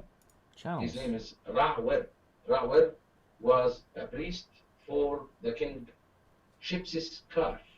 And Shipsis Kar, according to the official story, is the successor of Menkaura, the one who we relate the third pyramid to. So, and I can send you a video, and you can add this to also, because I recently captured a small video for this area. Would love that. And you can easily see that in the offering hall of Ra'wer, what was being used as offering tables is reused pieces which was in the older structure, bases of pillars from white calcite crystal. You can see this clearly. And then aside of that was So this is smooth or flattened, an Old Kingdom and the structure where they were special already was added using on with the recycled pieces. So for me, I can see this as a exclusive evidence. I mean, for recycling stones during the Old Kingdom. And that's not everything, because in the Old Kingdom tombs and in many other tombs, they have found the dynastic Egyptian civilization that they inherited, and they kept on inheriting flint knives and axes from the prehistory time, and they kept on using it. And this is the other thing when we talk about the capability of the dynastic Egyptians. There is no doubt that the dynastic Egyptians were capable of carving hard stones and also transferring huge blocks of stones if they wanted to. But when we look at the complex, for example, when we compare between the pyramid of Khafra and the structures in the New Kingdom in a huge place like Karnak Temple, for example, all the pillars in Karnak Temple are built from section. And it's most, we know this technique. If anybody wants to understand more, they can look at the official story of how these were built. And the mud break rams and all that story is functional for this kind of structure, of course, which is smarter, because why would I extract a single solid piece of granite if I can build it from small pieces of sand and stone, you know? I have someone, like, there's a bunch of YouTube videos, how to add a featured channel to your YouTube channel. I can't figure out how to do it, so I'll have to watch a video and figure out how to do it. But I do need to add, you're right, I need to add the UnchartedX live channel to my page. I will do it. Hope you, French Lobster, I brought this granite paradox in ancient history class today. Detailed files authors. A teacher was intrigued, if not astounded, and seeing I was genuine, asked me about doing an oral presentation on such questions. Cool. So next week, 150 young future academics are going to learn about this topic and learn truth. Awesome, dude. That's great. Good. I mean, it's a crazy contradiction, one of many in the story of history. It doesn't really get talked about, but it should be. So good on you.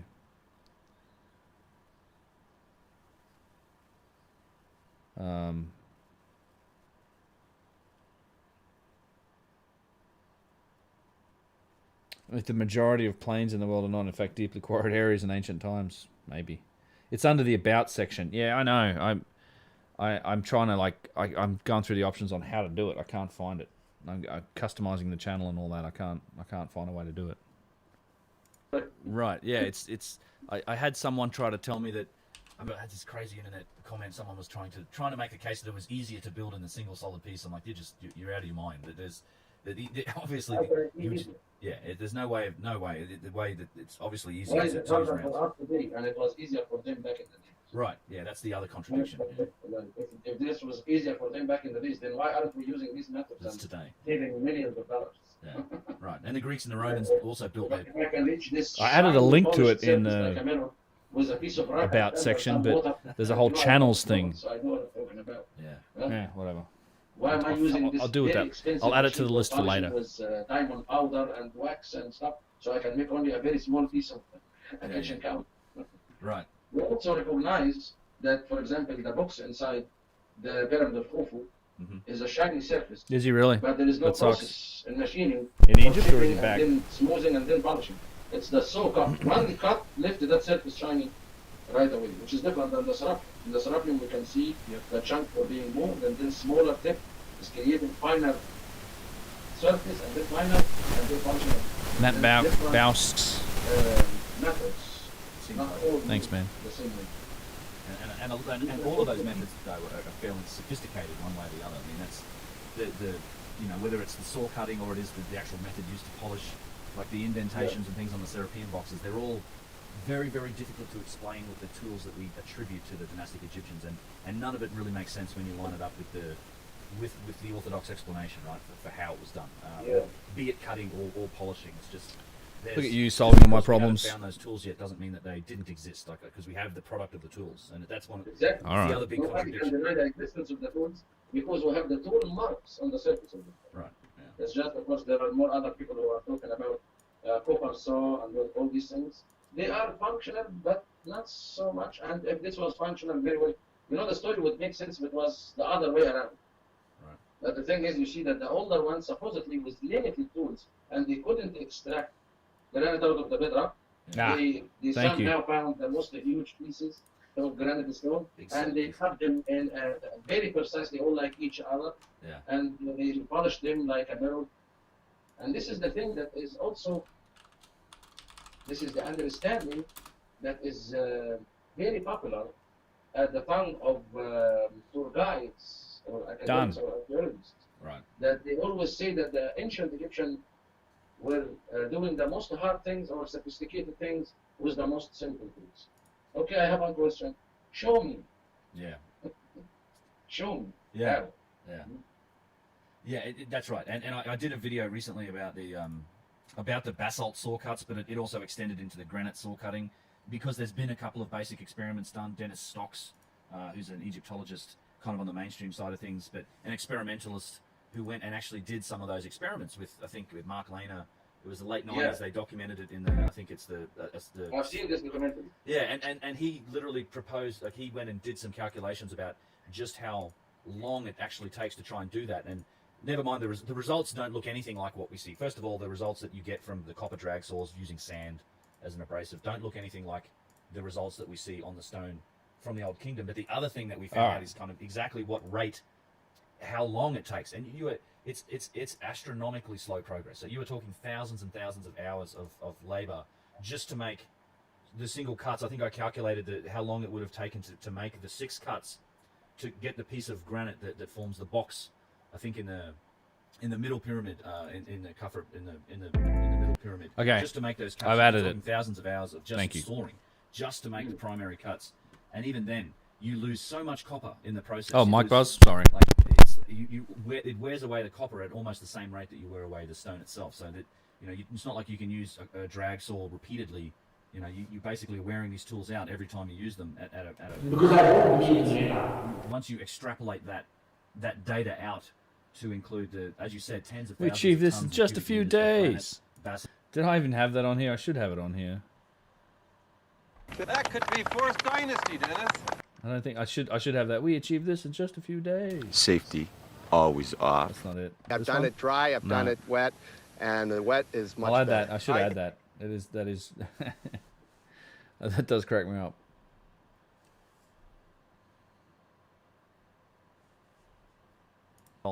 And other hard stuff that come from the Old Kingdom. It's just, it becomes really very implausible to suggest that was the method that they used, the simple method. And yeah, to my knowledge, nobody's actually shown that you can do it in anything other than like a very small example. Like for example, how are you making the cuts on Serapeum boxes? I mean, some of those boxes are 12 feet long. Like they're giant, and you had to shape that stone somehow. We don't see saw cutting True. on the unfinished Serapeum box. You see the hammer marks. But yeah, like I also. If I smoked green, I would be dangerous. try to, prove that this can be done manually and things like that. And there is no doubt So that Yusuf they sort of have, sent it up now. artifacts that is made by hand from harder types of stones like granite. You cannot miss the iconography of the Old Kingdom sculpting, and you can see it on granite stone and stuff like that.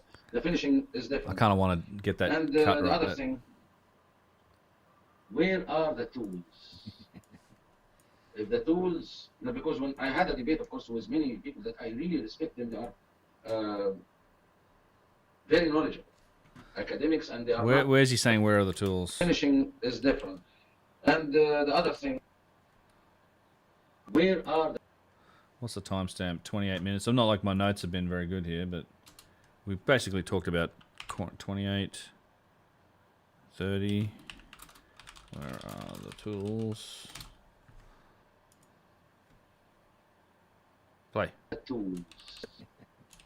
If the tools, because when I had a debate, of course, with many people that I really respect them, they are very knowledgeable Let me find that clip. academics, and they are not just like believing the story. They like to investigate. They read hieroglyphs. Like really, I can call them super academics, not any academics. And we got to that point. It's like, okay, why we don't have a scene that shows a tubular drill? Because we do have scenes shows drilling, and we know this from the Third Dynasty and all the Old Kingdom scene for manufacturing the stone. All right, we just take a little pause here real quick. Here, so how's this copper gonna come down? I answer to which one? Sign went wonderful once we switched over to using sign went He's right. the sand. Hey, There it is. sign went All right, let's get that. Let's do this. I was going to make a little clip of this. It's funny. Audacity. Where are you? There you are.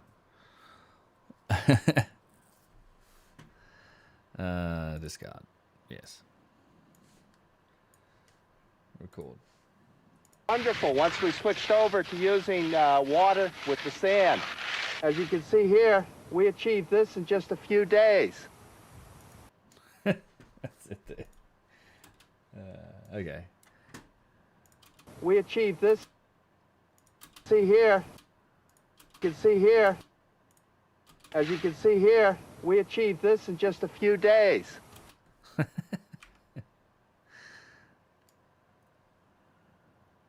As you can see here, we achieved this in just a few days. All right. Export selected audio. WAV. Just a few days. All right.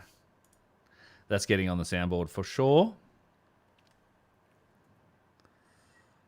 Thank you for the reminder.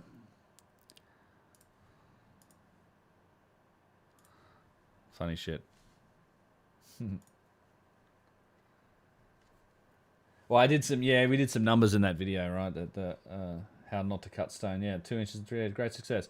Right, and it doesn't look anything like the saw marks. It's sort of, and you can't explain the circular saw marks either with that method.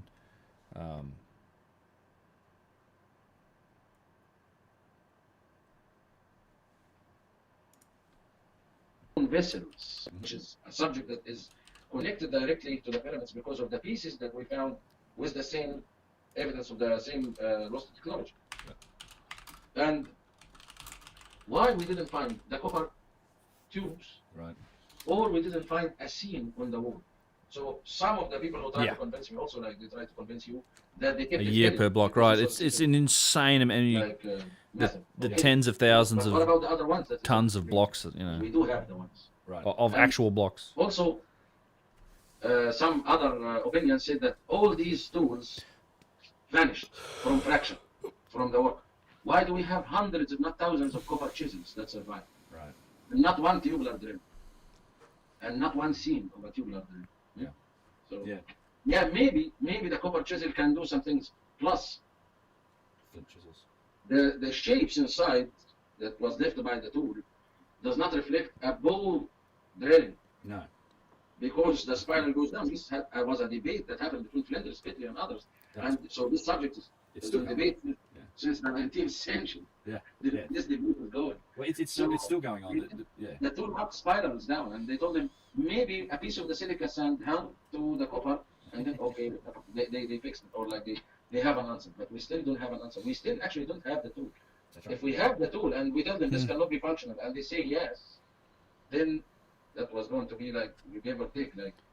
But we didn't find the tool at all. No. Yeah, Yangshan, I'd love to get there one day. From the cut in the stone itself.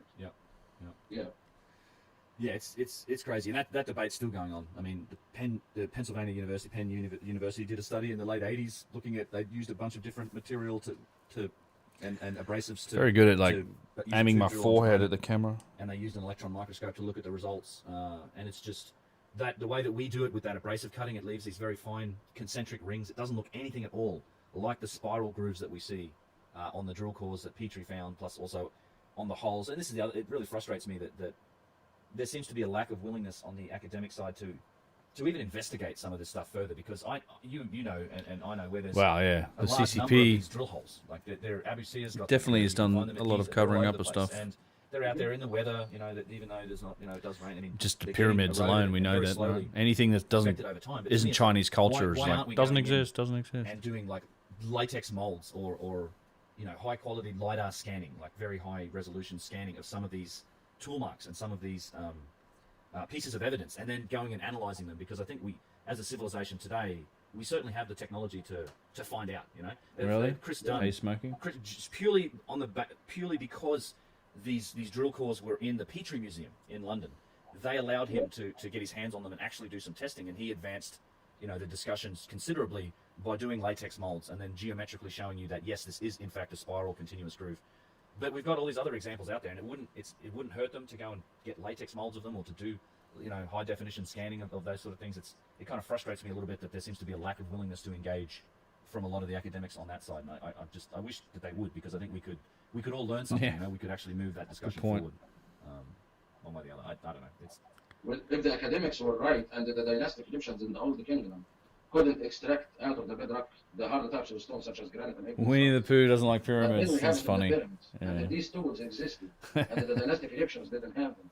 And if we had artifacts that reflects these from the era, at least from the era that connects between the prehistory to the dynastic Egyptian time, which is known as the pre-dynastic era. Right. Pre-dynastic era, for those who don't know, is the era that connects between the prehistory and dynastic Egyptians. Yep. So we have artifacts from that era, if not older, or found in burials from that era, which is still primitive, and we don't know how could they manage to do it. And it still has also the tubular threads, and it's from the hardest igneous rocks like rock crystal and milky quartz and amethyst and jasper and tonalite, granodiorite, what else? Lapis, right? Lapis, corundum, Yep. porphyry, bercia.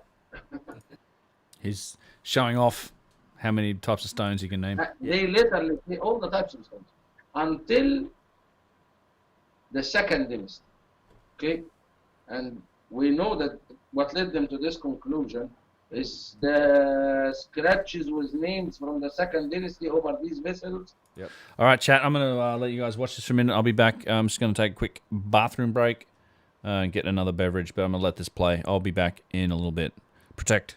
Led them to believe, or they dated it according to these graffiti.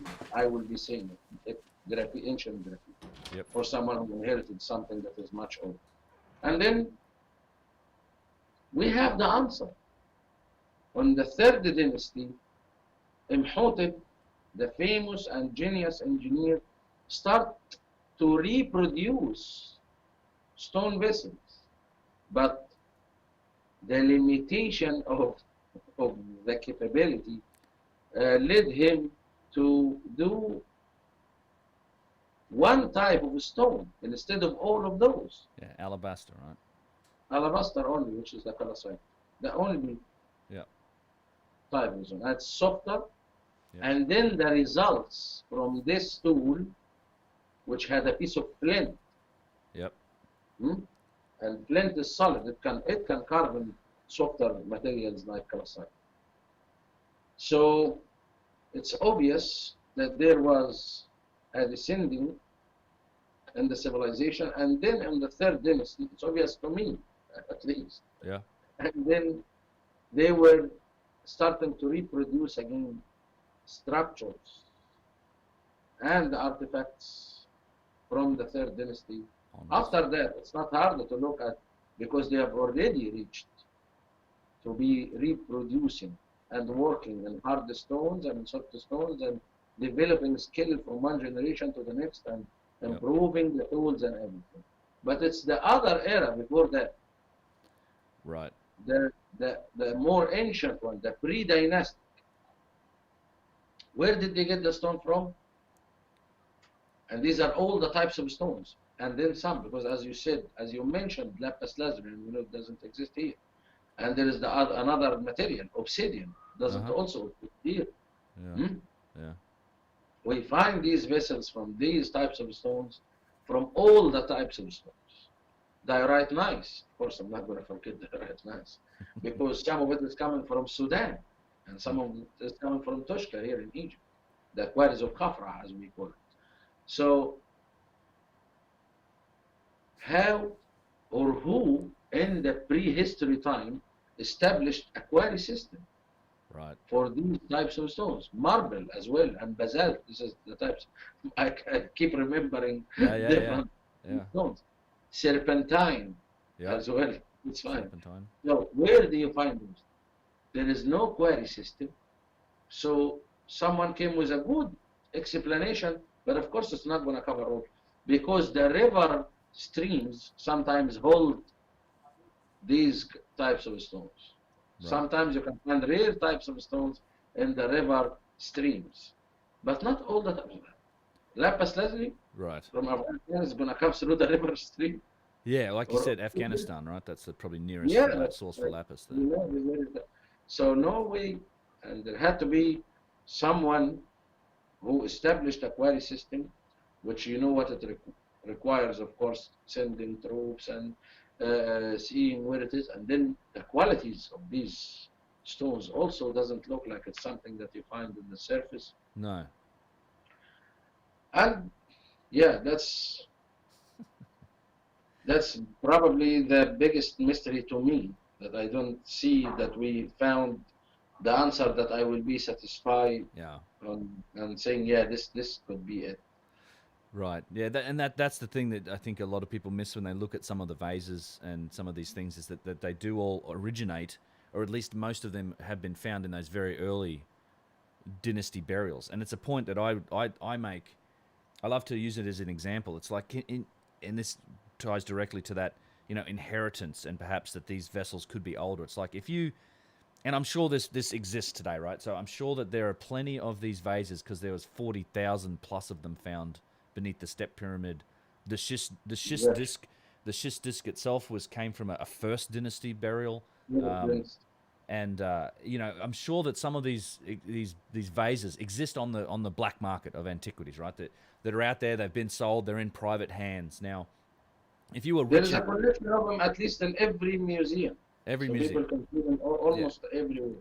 And just because you mentioned inheriting, as you know, the step pyramid, and people doesn't know, the step pyramid is related to the third dynasty. Right, Joseph. Yeah. And Joseph or Netriget. The vessels were marked with names from older times, so no doubt that he himself inherited it from older time. Yeah. And when they say, it's like, I think I've sent you pictures, and I can send you more pictures from the pre-dynastic time. You find this guy laying like a mummy, and then he has like 10, 15 vessels in his tomb. Like, if this was a slow process or something, it would take him more than a lifetime to produce those ones. Yeah, you're talking about the photos that are in the Nubian Museum in no, Aswan? there is another one I can send you. Okay, yeah. All the one with black and white. Right, yeah, so these are pre-dynastic burials that you see the same stone vessels. Yeah, exactly. Yeah, there's been some of them, and I know we talked about before. There's actually been organic carbon dating of some of these materials in these pre-dynastic and very pre-dynastic burials that are dated back to like 12,000 years. I think that wouldn't be easy work. So we know that these artifacts existed long before the dynastic Egyptians. Like one of the points I make is that imagine, so some of these vessels from beneath the Step Pyramid are probably in private hands in private collections around the world. If you were rich enough and you treasured that artifact, imagine if somebody was buried with it. If that guy, that collector that has that vessel was interred, had his own mausoleum built, you know, he was buried with this vase, or maybe he had his name on it, or there was at least his name was on the wall of the mausoleum, and it's another 5,000 years passes, our civilization is gone.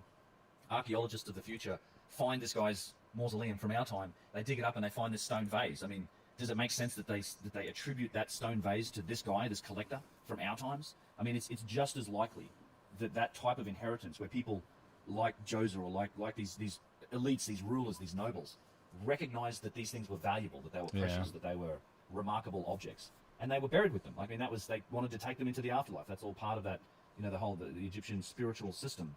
I mean, it's just as plausible that they were. Oh, I got the Rapatess. Cool, good stuff. As ancient precious. Congrats, it's great. As much as it would be today for us to do it. I have a big box of Rapatess here. I'm going to take to Egypt with me. That was certainly the culture in ancient Egypt. I mean, look at the treasure hoards that when we do find intact tombs like Tutankhamun or the discovery at Tanis of intact tombs. I mean, that's where all the valuables go. Like with these rulers and nobles, they take it with them. So it seems silly to me to say that just because I found this vase or this object with this person's burial, that therefore he should have made it or he should have had it made in his time. I mean, I'm sure that just like we would today, you know, they would have found things. Thanks for the feedback, Fred. As precious, just like we do. It does sound better when I speed it up, doesn't it? For some reason. It's yeah. Crazy. Yeah. And when we talk about relating artifacts according to inscriptions that is added on, how many examples did we see on our tools that shows that inscriptions were added later? How many? Hundreds of examples. Like the famous, because you mentioned Tanis, you reminded me, was that Sphinx from the Middle Kingdom, in the Egyptian Museum. It has 3 names. None of them is from the Middle Kingdom. And yeah, it's endless. But that's how we date and relate this stuff, right? And we have also a statue from the Middle Kingdom that has inscriptions. Anybody will look at it will believe that these inscriptions belong to the statue. Jehuti Jedek is the name of it. Still in the Cairo Museum. And it is written in the Torah that it was, we use the word inherited, and this is very polite. The old archaeologists used the term Colin. usurped. Yeah, that's right. They called it like that. So the statue was usurped and written 1,000 years later. Yeah. So they recognized that because it's a statue, and the School of Art in the Middle Kingdom is recognized. So they saw the iconography of the Middle Kingdom and the inscriptions of the 22nd or the 23rd dynasty. Then they realized what happened here. Of course, there will be many examples, so they will see that clearly, and they will tag it in tags that is almost the tag itself is like 100 years old. But the old archaeologists who made the digging themselves and things like that, they were realizing things like that. We have also the examples of Ramses II and Meneptah, Beshusans, and many others. And then we have the artifacts with no names at all. Right. Like boxes in the ceramic. Like the side of most of all the pyramids. Even the inscriptions can be added. And in some cases, the inscriptions are added poorly, so that we can realize so clearly that this is a graffiti. In other cases, the inscriptions are added in a point, Paul. Like in a very good way, but still, the archaeologists are aware that these pieces were much older and the inscriptions were added. Exactly, Colin. Yeah. I mean, it's a great example. And that's a good point, Paul. Where are they? The dream stele, the dream stele of Thutmose IV between the feet of the Sphinx. It's a big granite pillar. It's one of the most famous steles and pieces in all of Egypt. But that itself is a recycled piece of granite. This is the archaeologists know this. It's a recycled piece of granite from an old kingdom structure that was then had the inscriptions. According to the books I read, it was from the casing stone of the Sphinx temple itself. And then it was shaped. Isn't that funny? That the dream stele is like a recycled piece of granite from the Sphinx temple. In the time of Tutmosis. Yeah, it's crazy. Yeah, it's a real mess. Like, and that's the challenge, and I think that's the difficulty with trying to.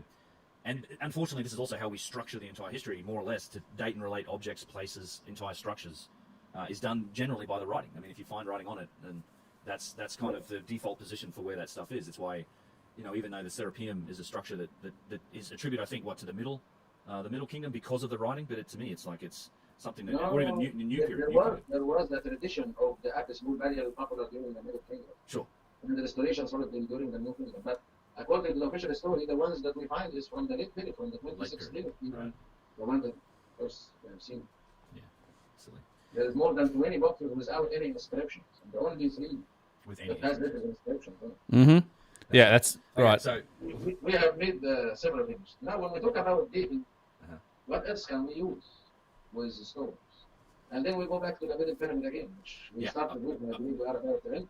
So when we explore around the complex of the middle pyramid, we realize the severe deterioration and erosion for some of the huge blocks of stone. Oh yeah. I know we need academics, but we need academics for the study so we can have a real debate with the other academics. We need a real study by geologists to study the intensity of stones and how long would it take for these stones to deteriorate severely like that. Yeah. Yeah, a very good point here. He's talking about the deterioration of stone. Let's see. I'll show you this because this applies to. Again, the Valley Temple was buried in sand. One of the reasons it's as well preserved as it is, but the Mortuary Temple, the Pyramid Temple. Where's the Egypt trip? 2020 Egypt tour. I don't know if we did it. I think we did it here. Osmo. Boathouse. Pocket Osmo.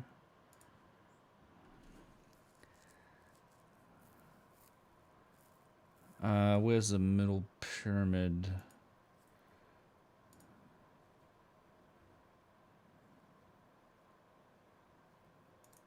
Yeah, so this stuff here, like this would be an interesting study from the, as he said, from the geologist to try and say like, well, how long does it take this type of stone to end up in this type of condition?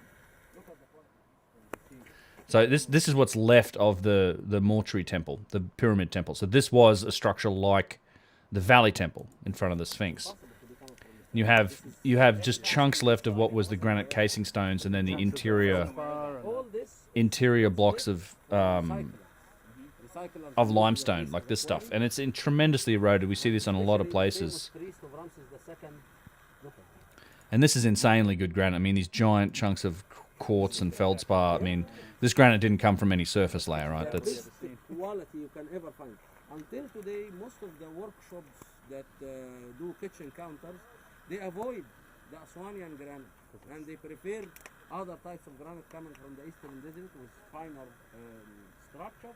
Because like this behind. Look at this. It really destroys the giant diamond blades, which is really costly in these workshops.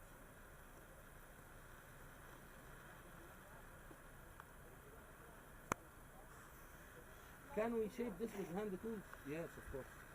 But what is the result? What is the outcome? This is what makes the difference. Look at the...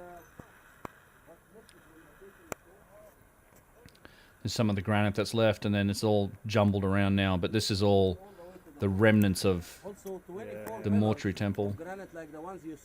Here's some of the granite casing. So this was all that limestone interior, all cased in granite like this.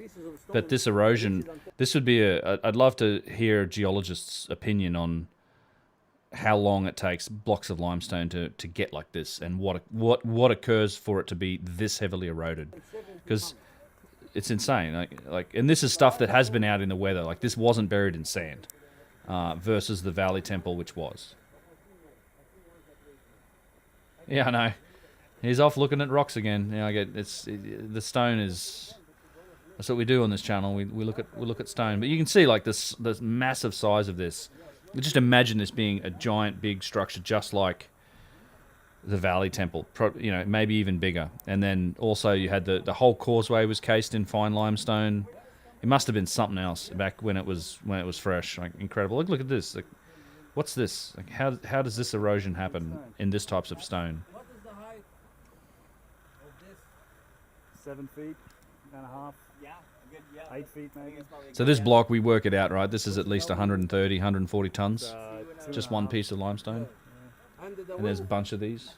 The width is the same. At the top, the line. Oh yeah, it's Or the granite lift box by Mankara, yep. And the width is the same. What about the big... Does sort of look like water erosion, right? Almost look like it's lapping waves on it or something. I mean, just tremendous erosion. Obviously, the granite hasn't suffered as much as the limestone, but yeah, this is what he's talking about when he's saying we need geologists to kind of really weigh in on this sort of stuff. And I haven't heard specific opinions on it. So.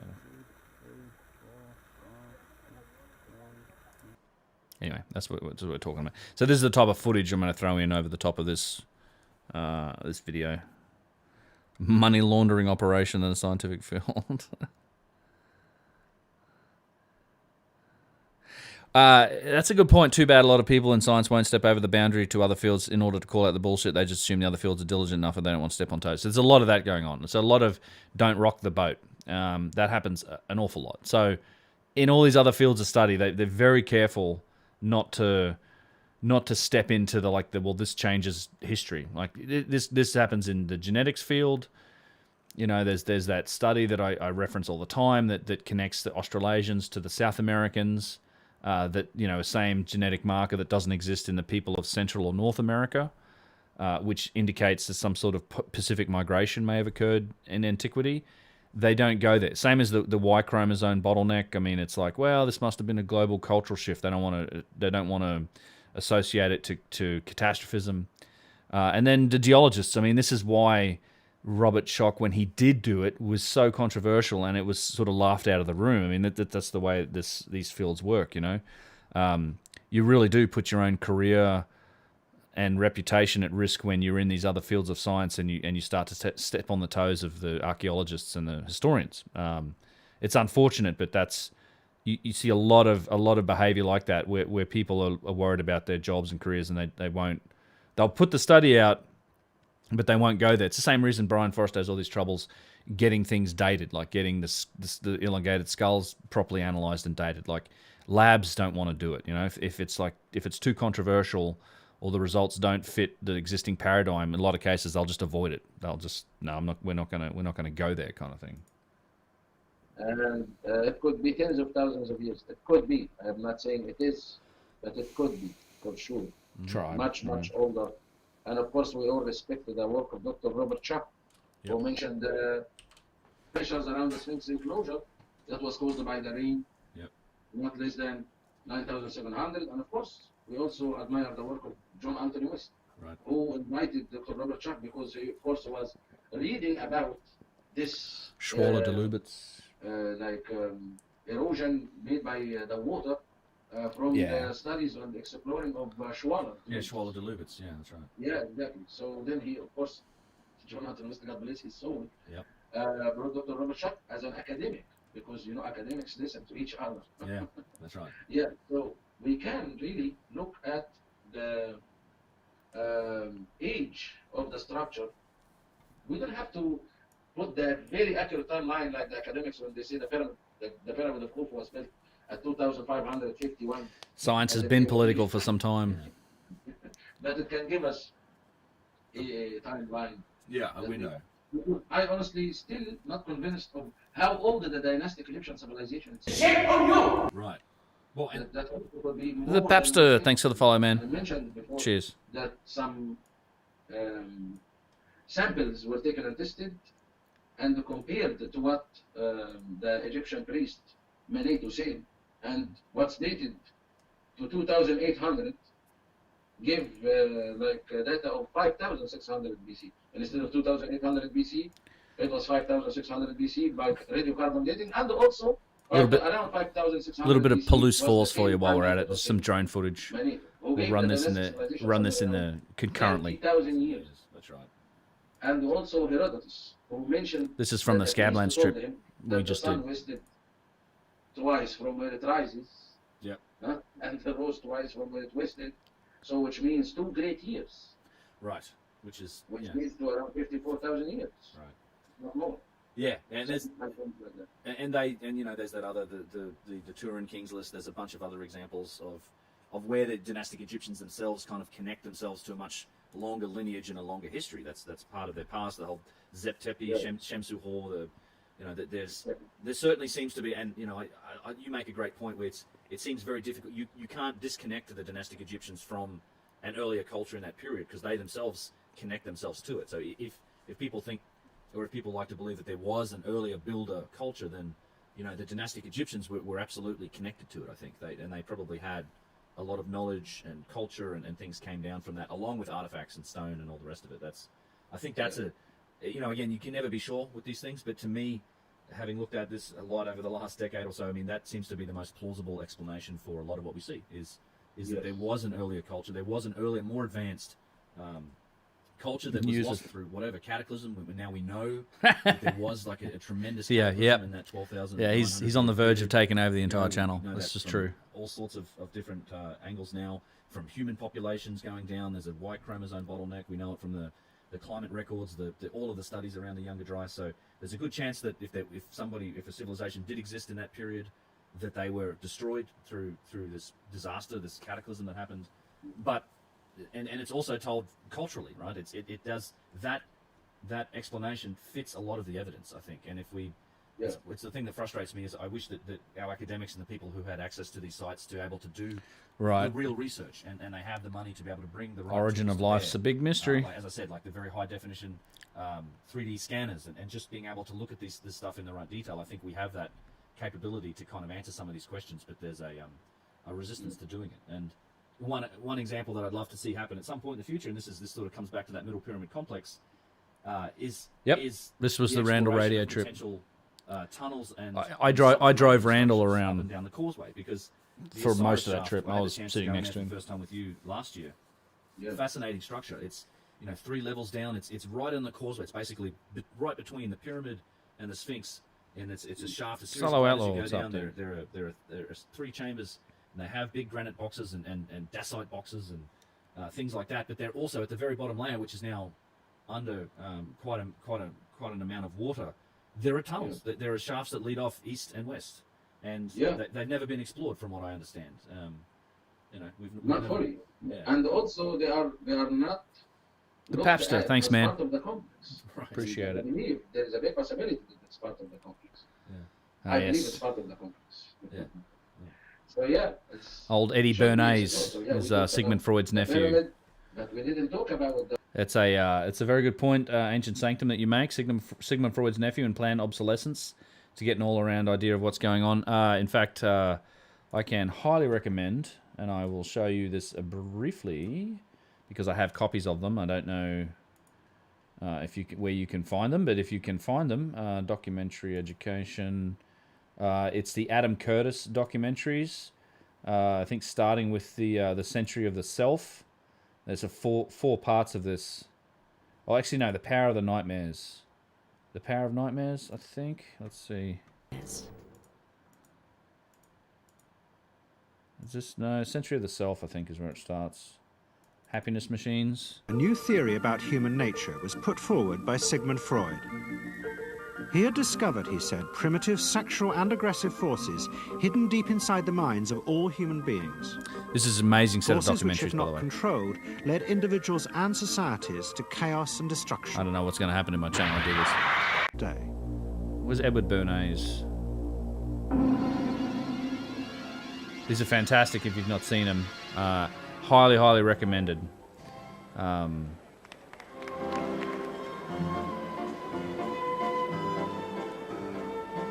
He gets into talking about Edward Bernays and Freud's ideas about how the human mind works have now become an accepted part of society, as have psychoanalysts. Every year, the psychotherapist's ball is held in a grand palace in Vienna. Sigmund Freud was a band. This is the psychotherapy board. It's much earlier already. But what frightened the rulers of the empire even more was Freud's idea that hidden inside all human beings, as the horror mounted America's war aims in the press. Let me find them. That's Bernays there. They had made him a hero of the masses. That's As he actually watched Edward the crowd Bernays. surge around Wilson, Bernays began to wonder whether it would be possible to do the same type of mass persuasion, but in peacetime. When I came back to the United States, I decided that if you could use propaganda for war, you could certainly use it for peace. And propaganda got to be a bad word because of the Germans using it. So what I did Public relations was to try to find some other word. is the words that it used now. So we found the word council on public relations. Watch these documentaries.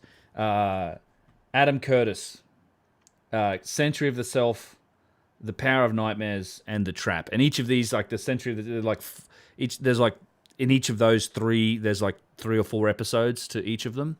It'll blow your mind if you've not ever seen these. I think these should be shown in schools. This is incredible. It explains almost.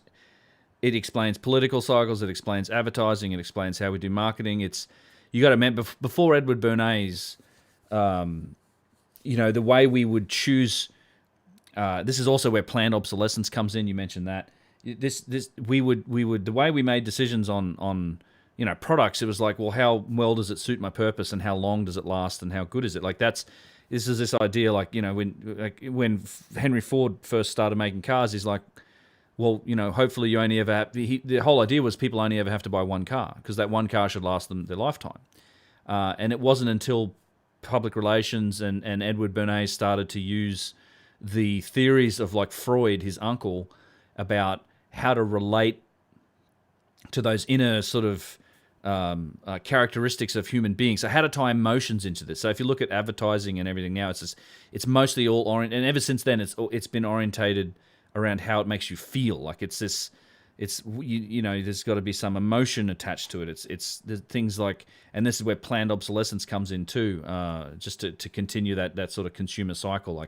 This is Veritasium did a good video recently on the light bulbs. I mean, this was same thing. It's like they used to make light bulbs that would last you forever. But this wasn't a real issue because people would buy light bulbs and they wouldn't buy any more. So they literally formed a council to specifically restrict and lower the capability of light bulbs to last. That's why they only lasted around 1,000 hours. So this was done deliberately to make sure that they would go bunk and you'd have to buy more. Same thing with nylon when it first came out. Nylon would last a long time, but they actually had to put a bunch of the little scientists and engineers to work trying to weaken it so that it wouldn't last forever and you'd have to rebuy it. But the Adam Curtis documentaries really get into how public relations and how mass formation and mass psychosis, in fact, very much in these COVID days, the mass formation and mass psychosis is those techniques are being put to use. Like it's absolutely obvious. It's this mass control of crowds and emotions and controlling society, and they've been techniques that have been in place since the whole pretty much most of the 20th century, and it's sort of led us to where our society and how it all operates today. It's how governments work. They've had think tanks and advisors working based on these principles for decades and a century or so now. So very much worth a watch, these documentaries. They understand a whole lot. Anyway, back to this. There's a very interesting diet. I'd love to get into that more. Actually, that would be a whole other. I mean, I can't recommend anything beyond watch Adam Curtis's documentaries, but it's the whole topics that I'm very interested in. I'd love to sort of do more content based on them, but it's not. I'm afraid that it may not be in line with our digital overlords' fucking desires. Part of the pyramid is under the bedrock. Yeah. And that's don't do it on YouTube, exactly. We will explore also, because there are parts around the pyramid of Khufu that shows that the part that's still buried under the bedrock looks like it's part of the structure. Wicked. As well. Good idea. Because Yeah. sometimes you have to gather We the died from puzzle pieces COVID-19, more than one 2024. complex Exactly. to take the bigger idea of how great the complex is. Yeah, it's a real mystery to me, and I think I loved you on Facebook. I saw you put up a series of photos recently. Can I link it in the description? It's not like the Osiris shaft is the only one. I don't know where it is. I have copies of it myself. I'm sure you can find them. Just Adam Curtis documentaries. Just Google for that. I'm sure you can find it. A big iron grate covering something on the ground, and there's so many of these where it's just like a shaft that goes straight down, like 100 feet, and we don't really know. I mean, there's rubble at the bottom, and you don't really know. Maybe there's shafts and passages. I don't know. I think trying to find the actual records of excavation, a lot of this stuff would be very difficult. Why is there no drawings for it or plan for these shafts? I asked for many of my friends, the archaeologists who work on the Giza Plateau, and most of what was found in those, they were not found empty. They found There you go. burials from eras like the Site period, the 26th dynasty, Right. and stuff like that. So we know that they also settled in the area, and they inherited, and they lived, and they buried their burials. In fact, you remember in the Brazilian chapter there was some cuts that looks like a coffin in the chamber. Yep. These were burials also from the 26th dynasty, and we saw the bones and shattered pieces of pottery and stuff like that. Yeah. Definitely, when we explore, we have to put in mind, of course, the layers upon layers of Yep. inheritors. I think a lot of stuff was used as tubes. The restorations and also recycling the stone. So, Are you planning on doing any more interviews with the ancient Yusuf himself? I did this the other day. Like this is the interview I did with him the other day. I don't understand what you mean, but yeah, we're gonna do some more when I'm in Egypt with him next week. Next week? Shit, it is next week. I'm dreading the travel. I've just been traveling. Like we had the Peru thing, came back for a week or so, went to the Scablands, have come back for a couple of weeks, and then I'm going to Egypt. So it's been I knew this would be a busy period, but I'm like, I know I'll be really happy once I'm in Egypt, but I'm just kind of dreading the whole travel experience of getting there and getting back, and then all of the uncertainty around, the bullshit that's involved. Worse, hopefully I don't pop hot, which is always a possibility, and get stuck in Egypt for a week or so more, but once I get back, I'm back here for a while. I'm only planning domestic excursions in the US up until I think the end of next year. We're going to go back to Egypt again. But I'd love to be putting together trips to like Southeast Asia and some other places, but I'm just not confident with the way the world's playing out. Everyone is talking about, well, April next year we'll be all back to normal. We'll see. Let's hope so. In many cases, we can realize, like the bent pyramid in the inside. There are good things that have been Are we there yet? seen lately around how there is two different stone masonry styles inside. So inheritors, if they're going to use the structure, they can build inside it, but then with Back to normal ain't going to happen. Yeah, I suspect you may be between right. the two different styles of stone masonry. And if it's harder to see it here in Egypt, because the dynastic Egyptians, I believe, were really good relating themselves to the Yeah, I recorded this. civilization, which would be, of course, as you said, a What, possibility yesterday? That the civilization itself is much Sunday? older, It and might have that been there is Sunday or all yesterday I different, did this. and then they descend, and then they rise again and descend. This actually happened. Turkey in the trip, dynastic exactly, civilization. Sebastian. So, Yeah, I definitely want to get to Turkey, But as Lebanon, I said, if we don't see it so clearly, Easter Island, back to still Japan, Indonesia, we saw that Cambodia, in South America. Yeah. Because what they did. when maybe they had China, the though. science I don't know was if I'll not ever as go back to good and China. as confusing as the Been there so many dynastic times. Egyptian.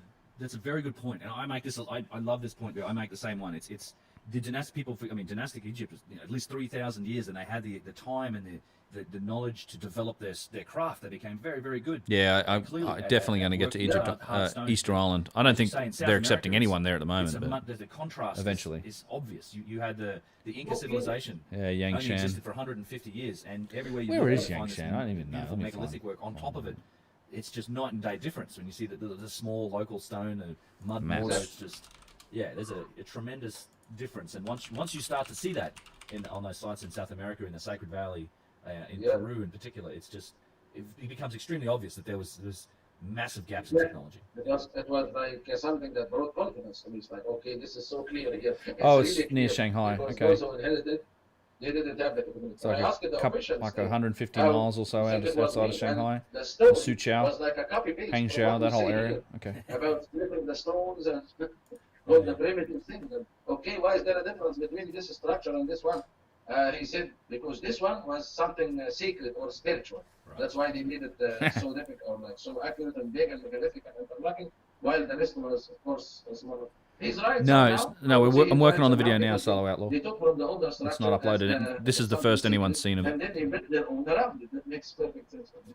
Yeah, and I wouldn't forget at this point to thank, of course, Brian Forster, who allowed us to explore through his eyes and showed us. I've been to China like and also 20 Irene, times. his wife, Irene, the local Peruvian, who also showed us. Yeah, Japan. Totally want to go to Japan. Absolutely. I've been there a few times, but not outside of the cities. The amazing things in Peru and Bolivia as well.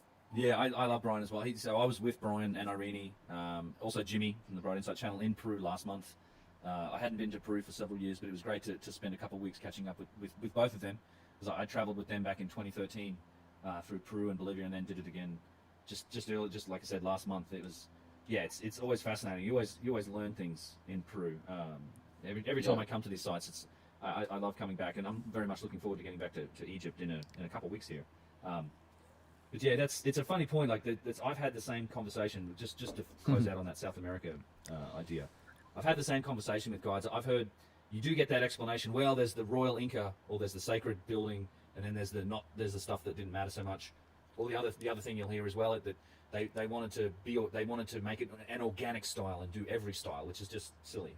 But that's an explanation I've heard as well. But if all you have to do is go to Ollanta Tambo, and you'll see this whole theory shattered, because that's probably for me my favorite site, because you have examples of literally a single structure which is made up of giant megalithic massive blocks of granite, and where there's missing pieces between the big blocks of granite, they've filled it in with local stone. It's the same structure. Like, you can't say that this was a sacred structure, because you literally have the repairs made right in and on the megalithic work. You know, that's in the old pictures, and then back to the middle pyramid again. In the old pictures of the very temple, you find this. You find that part of the temple was reconstructed with small blocks of stone. Wherever I've been in China, all over the place. A lot of time in Beijing. My early trips there, when I was traveling quite a bit, so I've flown around and to a number of, I couldn't tell you, like a whole bunch of cities. I did a lot of internal flying around China, doing like conferences and presentations for resellers and stuff inside of China. Spent a fair bit of time in Shanghai, and then majority of it was in Beijing, particularly later in my IT career, because the group that we were working with was located in Beijing, so we would just go to. I mean, the last probably 7 or 8 trips was we'd just go to Beijing, stay there. But a lot of the trips before that were like tours around the country, going to a bunch of different cities. Our main reseller in China was this group called China Grain and Oil. Funny enough, they also sold IT equipment. It's just the name. I mean, I don't know. That was their name. In fact, they gave me some really nice gifts. Like we would go out and party with these guys. Some of them have like the individual authority to sign like $1 million purchase order and stuff. We'd work with them as a distributor in the country, and they entertained us. And he gave me one of them. They gave me like a really nice book of like all these color images. I've got it here somewhere, and it had all these old Chinese money and food stamps and stuff like that kind of embedded in it, or he gave him all this stuff. Really cool, really nice people. I do like China, and I like a lot of the Chinese people. I still have some friends that live there.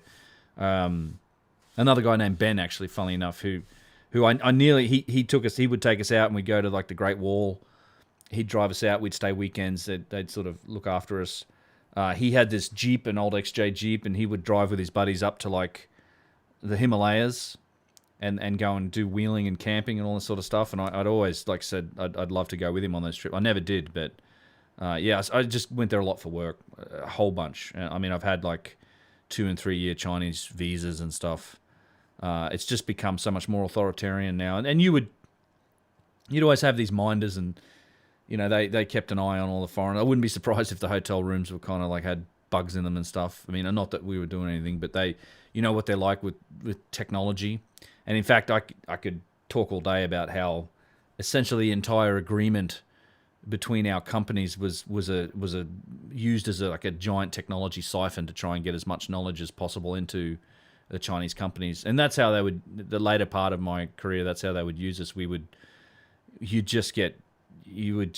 guys would just be really getting in, really asking a lot of questions around design and the innovation that we were working on, and how that process all worked. Like, they were paying very close attention to that, and ultimately I think that agreement all evaporated eventually, and they were off doing their own thing. But I've seen firsthand like solid examples of literally corporate espionage, like with patents being taken and stuff being replicated. I mean, everybody knows that's the way China operates in a lot of cases. But I've seen that shit firsthand, which was kind of fun.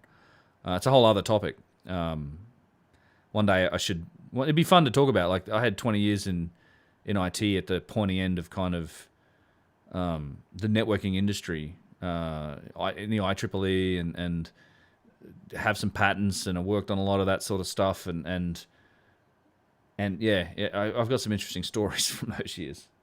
Was kind of weird. I do think that there is something. Ultimately, my philosophy, even though, you know, China tries to do it differently to the West. There is an element.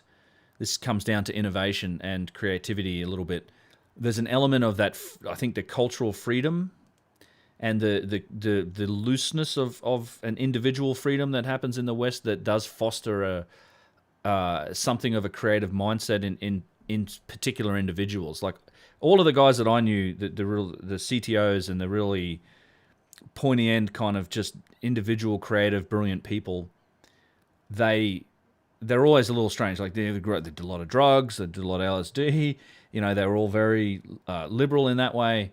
And I think a lot of that's what fosters that kind of out of the box thinking that leads to like innovation and stuff that really resonates with markets and people. And China tries to replicate that in a lot of ways by forcing it like that. I mean, we're gonna train 10,000 people to be as smart as they possibly can and do all of the learning, but it's so rigid and structured that sort of creativity that happens outside of those bounds that can often lead to breakthroughs and new concepts. That's a difficult thing to try and achieve through those methods. So I do think the cultural differences is kind of what leads to some of the innovation and advances that happen in the West, and then, you know, China kind of copies them and executes them better and does it more effectively. And there's no doubt, like, brilliant engineers and stuff in China, and they are also now leading the way in a lot of different fields. I mean, their scientists are some smart cookies, but there's definitely something when it comes to the actual innovation and creativity. There's a little I think the cultural differences really play into that a little bit. Really? I'll send you that. Yeah, I'd love to see that. Yeah. I'm not. Questions? Let me just catch up on chat. Royal style. Why are the king's palaces in the style that didn't matter? Yeah, that's right. I mean, it's the whole royal high Inca style of stuff. It doesn't. That whole theory falls apart when you actually take a close look at stuff. Yeah, there are very, very few sites that make me feel like I can't make sense of this crap like Atlanta Tambo. Yeah, good point. Are there many open-minded local guides like Yusuf in Egypt, or is there any chance that regular tourists will find anything other than the official guides? There's not many. I mean, they do exist. There's Yusuf and Muhammad Ibrahim. You know, there's a number of guys, and there's always been people like Yusuf's father, Hakim. There are people that will tell you, but not official guides. Yusuf's not an official guide. I mean, if you are going to be an official guide, so we have on our trip next week and later this month, we'll have official guides with us. They work with Yusuf, like they know that, you know, but they're the guys who are licensed by the government and the Supreme Department of Antiquities to be the tour guide. And in order to do that, they have to go through all the training and the indoctrination of what the story is. So, you know, 99 times out of 100, that's the story you're going to get from cab drivers, from tour guides. That's just the way you become a tour guide. You have to be able to spit back the official story, so you don't get a lot of individual thinking. Same thing in Peru. That's the only way you become that official tour guide. That's their job. And in fact, they're going to that extra step. I'm sure that we're going to see some big transformation at Giza in Egypt over the next couple of years, because they're even talking about now all of the vendors. So it's a sort of a free-for-all up there a lot of the time with the camel vendors and the people trying to sell you stuff. They're talking about making those guys wear uniforms and also giving them training so that they can spit back the official lines to any of the tourists. But yeah, it's difficult to find guys like Yusuf. So when I did find him, so even when we were on that and I met him on that Graham Hancock tour in 2015, like we had another guy on the trip that said, hey, he came early and said, I spent a couple of days with this guy Yusuf. It's fucking amazing. Like, you'll blow your mind. We need to, we took a day off from the regular tour to go hang out with Yusuf at Abu Sir, and I was like, holy shit, like, you're the guy I want to talk to. Because he's obviously familiar with the mainstream story as well. But, I mean, he spent his life studying it. He reads hieroglyphs. He's an intelligent guy. But he's also got his own thinking, his own theories, and his own perspective on it from a lifetime of looking at it. And obviously from his father, too, like Hakim El Ayawan, super famous guy. Look him up if you haven't heard of him. There's a few lectures of his online and things. And, you know, Yusuf doesn't subscribe to everything Hakim says either. But His father has since passed, but yeah, so they're few and far between. But even on that Hancock trip, like the guides that we had with us were excellent guides, but they were very, very orthodox, you know. And there was a lot of people on that trip, obviously subscribing to some of Graham's perspective, and you know, they would react pretty poorly to any of these alternative ideas, even when they're presented with a bunch of evidence. And in fact, on that trip, there were a couple of examples of them, like a couple of people raising questions and points, and them like publicly in front of the group, kind of shooting it down and knocking it down, and then only afterwards we'd have a quiet conversation with them and show them a few things, and they'd admit like, holy shit, okay, I was wrong, but they'll never do it in front of the group, and they're always, again, it's the same way. It's like science. It's like mainstream tenured science. I mean, you step too far out of the boundaries, and now your job's at risk. So they're not, you know, most of those tour guides are never going to give you alternative perspectives. And he's a stonemason. That's a good point. And Yusuf's actually practical. Like, he's literally works with the stone. Like, he can give you that stone, which I think is sorely lacking from all of these fields. You don't, you know, there's not that many engineers and stonemasons working in Egyptology, and there should be. And I like even guys like Dennis Stocks, even though I give him a bunch of shit. That could be fourth dynasty, Dennis. I think that work should be applauded. Like, that's exactly the kind of hands-on experimentation that should be going on. But it doesn't happen, you know. That's why I'm always on, like, we need to have the opinions of the engineers and the stonemasons and the construction experts. When it comes to the manufacturing of these objects, they're the people that matter. It's like why Chris Dunn's work's so important, because they understand what they're looking at. It's, you know, it's the weirdest thing to me is that if anything's, you don't ask an Egyptologist to design the chair he's sitting in, but if it's an ancient chair, he's going to claim that he knows best about it, right? That's the weird thing. Like, they definitely have done a good job mapping out the culture and the daily life and the habits and interpreting the texts and all that sort of stuff. But on that engineering side, that's just not their ballywick. But they claim dominion over it because it's ancient. Like, it just doesn't make any sense to me. Feels like there should be a whole, like, ancient engineering should be its own field almost. A little bit different to just sort of Egyptology and archaeology. I've seen that. Yeah, the Valley Temple's crazy because, I mean, it had a whole second level to it too, right? That was... Yeah. Yeah, I did find... on some drawings, I found schematics for where those doors lead. They were, I think, going to staircases. The doors on the ramp up to the Sphinx that are always closed, with the alabaster blocks in them. I'll show you guys in this video when I put it up. There's a couple of doors. As you walk up through the Valley Temple to the viewing platform for the Sphinx, you'll go past two doors that are on the left and right of that. I'll show you what I'm talking about with this. You guys, some of you may have seen this, but I'll show it anyway. Egypt 2016, Giza, where are we? I believe it was this day. Mid-Pyramid Temple Quartzite. It's one of these videos here. This is from 2016. I did get more footage of this recently, but some of the best... Here we go. So this is it. What is this? 4? So we want 3.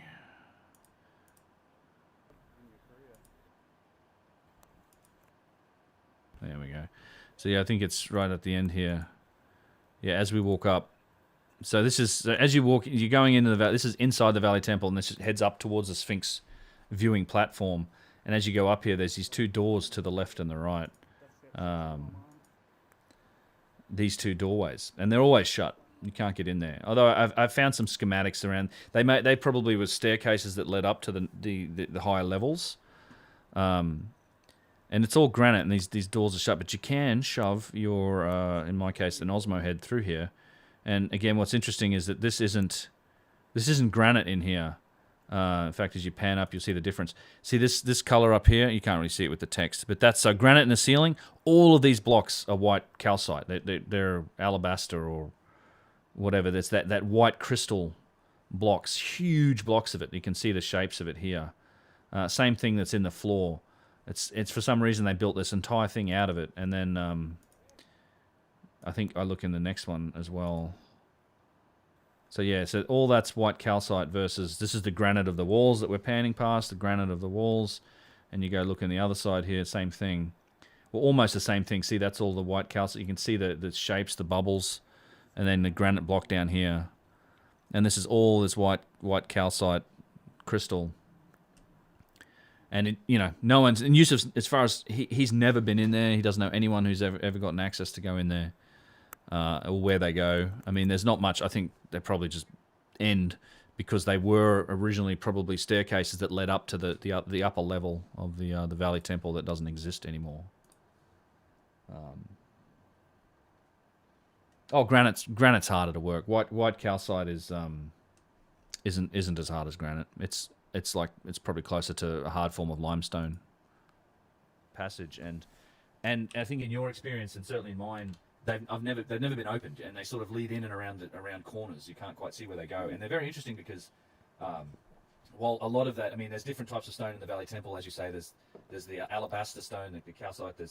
There's granite and limestone, but there's big blocks of alabaster in those chambers, like the walls are made up of it.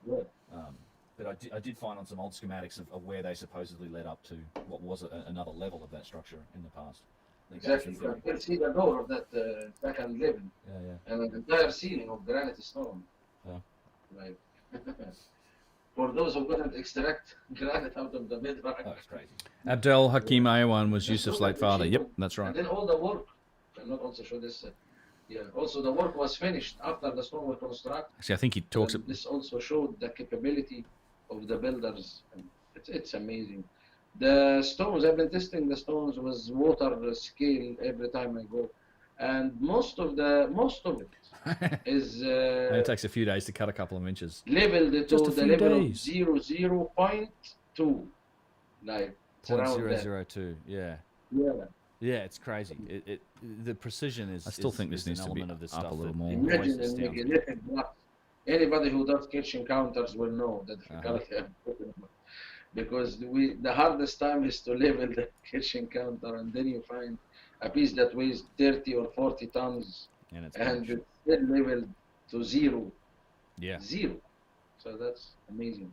It is. We showed this to the guests in our tour the last time we had. We did. We had good engineers. It was awesome. Yeah.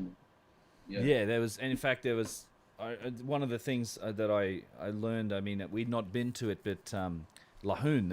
I think I did a whole video on the box underneath the Lahoun pyramid, which is I think out near the Fayum region, and it was just a remarkable. And literally, this comes from antiquity too. I think Flinders Petrie wasn't able to accurate. He didn't have the capability to define just how precise this box was made. It's an incredible piece, and in fact, it's a granite tank with a lip around the whole edge of it, which is a unique feature for a box, and it sits inside a granite room, like the entire room around it's constructed. And a sloping angle as well. Yeah, there's a slope. It's it's strange how it was made that way, but it was done deliberately because it's incredibly precise. And if people haven't seen that, I'd recommend you go check out the video. You've got Yusuf in it talking about it, and it's just documenting this is inside the room. Yeah. The flattening of the surface and straightening it to 1/1000 of an inch. Yeah, and also we tested with the compass, knowing that the lagoon is a subterranean structure. Right. And we still found that the box is aligned to the coordinate directions. Yeah. But you don't have the stars. It's a subterranean structure. Yeah. How do you do it? Right. That's a really good point. It's like how are you aligning this underground? If you are, as they say, using the stars that the Egyptians used to alignment. Cool. Well, Yusuf, mate, it's been great. It's been great chatting, and in fact, we'll do another one of these maybe in Egypt. Do it live. That'd be fun, or live, or just I want that too. Person. I think you make a great bathtub. I was going to suggest this. That we can do some of these for our friends out there. Anybody who is following your channel, which we all love actually. Thank you. You really investigate after all the information. You don't just like put the things there to amaze people or to blow their minds. No, you really want to give the information out there. And that's what I really appreciate and respect about your work. Thank you, mate. Yeah, I greatly appreciate it. And I would encourage everyone to also follow Yusuf. I know you do have a YouTube channel. You do. Yeah, but I depend on you more. It depends on mine. It depends on all of them. Or follow you. He does. Or follow Yusuf. Follow Yusuf on Facebook as well, because you can find him easily on Facebook. You can find the Komet School, but Yusuf's pretty active on Facebook, I know. And you do little live streams, and you post, and you know, I mean, I envy you in terms of the fact that, you know, you've spent your life, you live in one of the most interesting areas on the planet, and you get to, you know, you have the time and experience up at Giza to be able to walk around and see some very interesting things that no one else is going to show you, and you put it out on Facebook and share it with people, and it's fantastic. So if people are interested in that sort of nuance and detail, from somebody who's lived their entire life, you know, in Giza, and you've also, you know, your whole family. I inherited a lot of knowledge, and a lot of examples. I'm sure your dad spent a lot of time showing you around. Yes, Yeah, yes. bless his soul. Yes. My dad is one who put me in this track, and I looked up to him. Yeah. And saw his passion, and I was just, you know, well, I'm following his footsteps. Good. I'm very glad you do, because I ever since I first met you, I think 2015, I've been like, you're the guy to come and see Egypt with, and that's certainly my plan going forward. So, and look forward to it, guys. Like I said, we're off on tour in a couple of weeks here. If you are interested, there are still a couple spots open if you want to do a last minute thing, but we will also be doing more of these in the future. Fucking super impressive. They're a box. very good time, and it'll blow your mind, and certainly it's like one of those bucket list things. Get to Egypt, see these things for yourself, and getting to have Yusuf show you around and talk about this stuff there is Google Eyes. What are you talking about with Google Eyes? It's the only way to do it. No matter how much we can show you on videos, it's different when you are there. Absolutely. Yeah. You see everything and feel everything also. That makes big difference.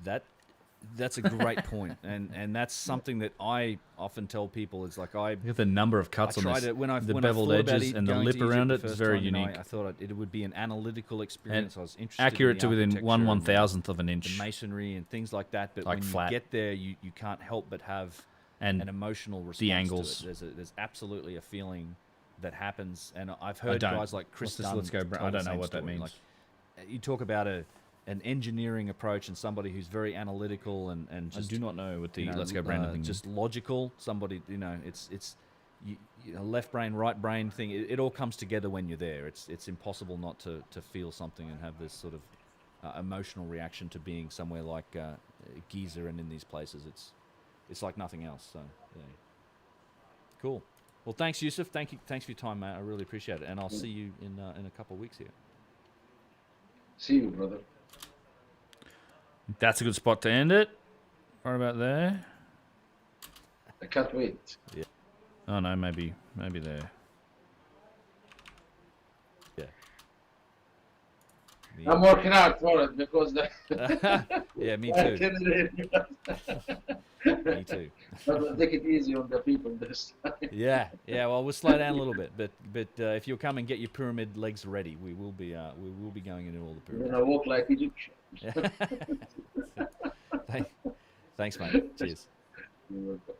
Bye-bye. Cut. All right. Sweet.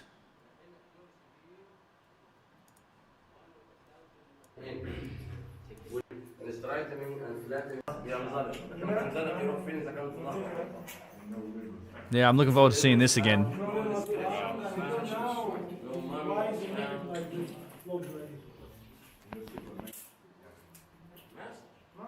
One over 1,000 of an inch is the inaccuracy and striation and straightening and flattening the surfaces of the skin.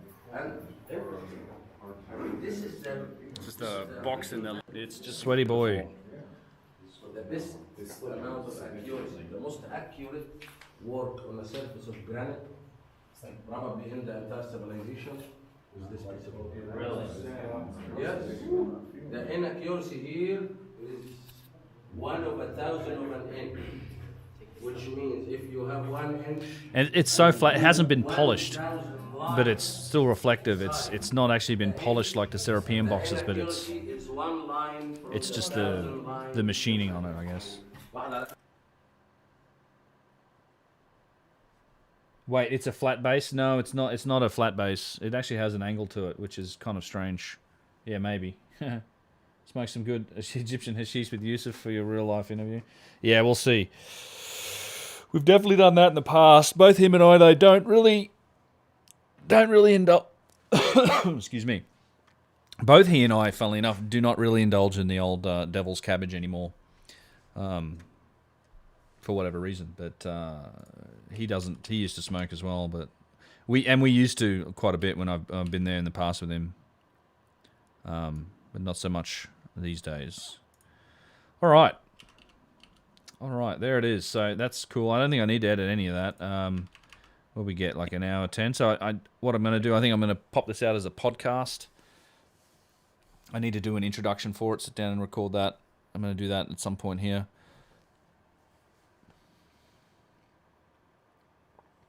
Was hanging in a museum last week. A guard was in every room and yelled when we came close to a polished granite sarcophagus. Yeah, right. Yeah, you're not going to hurt the damn thing. Which museum was this? Let's put some Muzak on. I suppose we could start getting footage, but I kind of want to get this out as an audio podcast to start with, which means I've got to record an audio intro to it. Which I've done these on stream before. I'm probably going to do this one off stream and then get it up as a podcast. What are we going at for 3 years? 3 years. 3 hours here. I think we'll probably, we might even call it here. Because I've got a couple things to do. We've got a new dog. Nice little new dog. We've got to take it to the vet today. Go and get it... entered its data in and get all of get its flea and tick and all that heartworm stuff sorted out. So I actually got to leave here in a minute. Well, not in a minute, in a few minutes. But yeah, I hope you guys enjoyed that look at this little podcast with Yusuf. We're going to I'm going to edit this up and we'll add in a bunch of footage. Get this out on the channel this week. I am working on a couple other videos. Like I said, the Scabland stuff is happening. New puppy. Millie. We ended up with Millie. She's a nice little thing. I've probably got a picture of her here somewhere. Let's find out. She's cool. Where are we? The old family Discord for the love of pets. There she is. Whoops. Discord. There she is. Look at that. Cute little dog. It's only a little thing. Gonna be a small little dog. I think she's like lab/terrier mix. She's about 3-4 months now. Cute little dog. She's been fun. Just trying to house train her at the moment, and we've got another dog to kind of like lead the way, which is nice. But yeah, she's cool. Yeah, she is. She's a lot of fun so far. What sort of dog is it? She's like a little. I think she's a mutt. We don't really buy specific types of dogs. When we have them, you tend to get rescues. I think she's like a lab terrier mix. I don't know if there's another picture of her here. Oh, there's another picture here. That's her. She's only little. She's only little. It's other dogs. This is her here. She's only little. Wee little thing. Kind of smallest dog I've ever had, that's for sure. So, yeah, we have some fun. You'll have to put up some quickies on YouTube, Ben. Yeah, I know. I'm definitely gonna. I don't know what exactly. I think she's pretty small. I think she's some sort of terrier and a lab mix.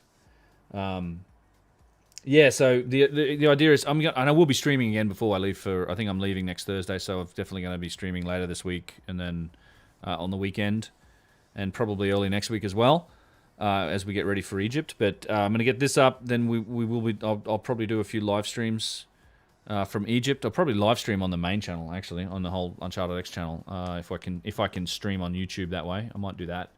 I know Jimmy did it and people like that, so I'll probably do that. I've got a couple things planned in the days before the tour starts, which should be fun, and we'll see what happens. So. Yeah, guys, let's go back to here. Thanks for hanging out today. This was fun. Thanks for bearing with me as we went through that interview. Like I said, this is a video that should pop out soon, and also as an audio podcast coming up soon. So There's a chance that I'll be back online later tonight, maybe playing some games. We'll see what happens. I know everybody's super interested in me playing games, but it may happen a bit later tonight. But if not, I'll see you guys in the next one. And yeah, thanks for hanging out. Good times. And I will see you all in the next one. Cheers. Definitely going to add that to the soundboard, that drop. That's cool. You can almost hear the snorts of derision. 12 more subs. I get 1,000 subs on the UnchartedX live channel, and then we can do super chats and stuff.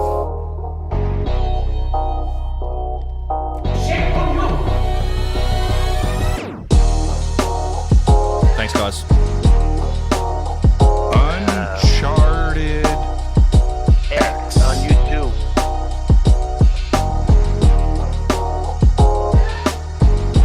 File save.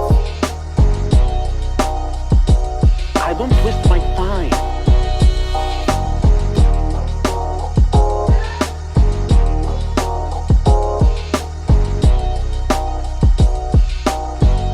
I'm a scientist. I'm a scientist.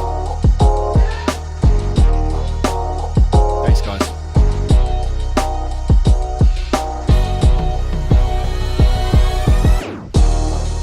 Yeah, I think once upon a time, Skunky might have been one of my employees.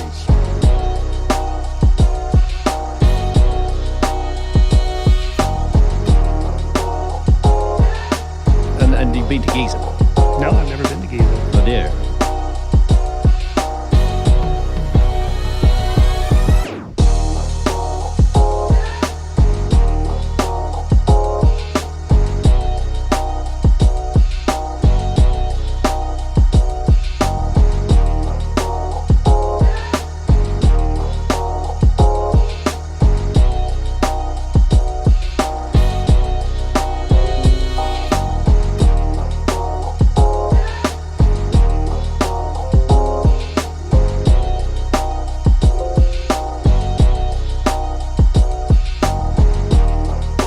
As you can see here, we achieved this in just a few days.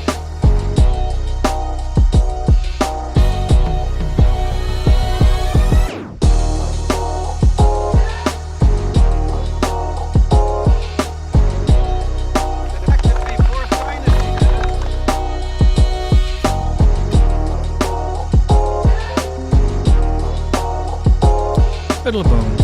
It's my USB. Never mind. Thanks, y'all. Catch you next time.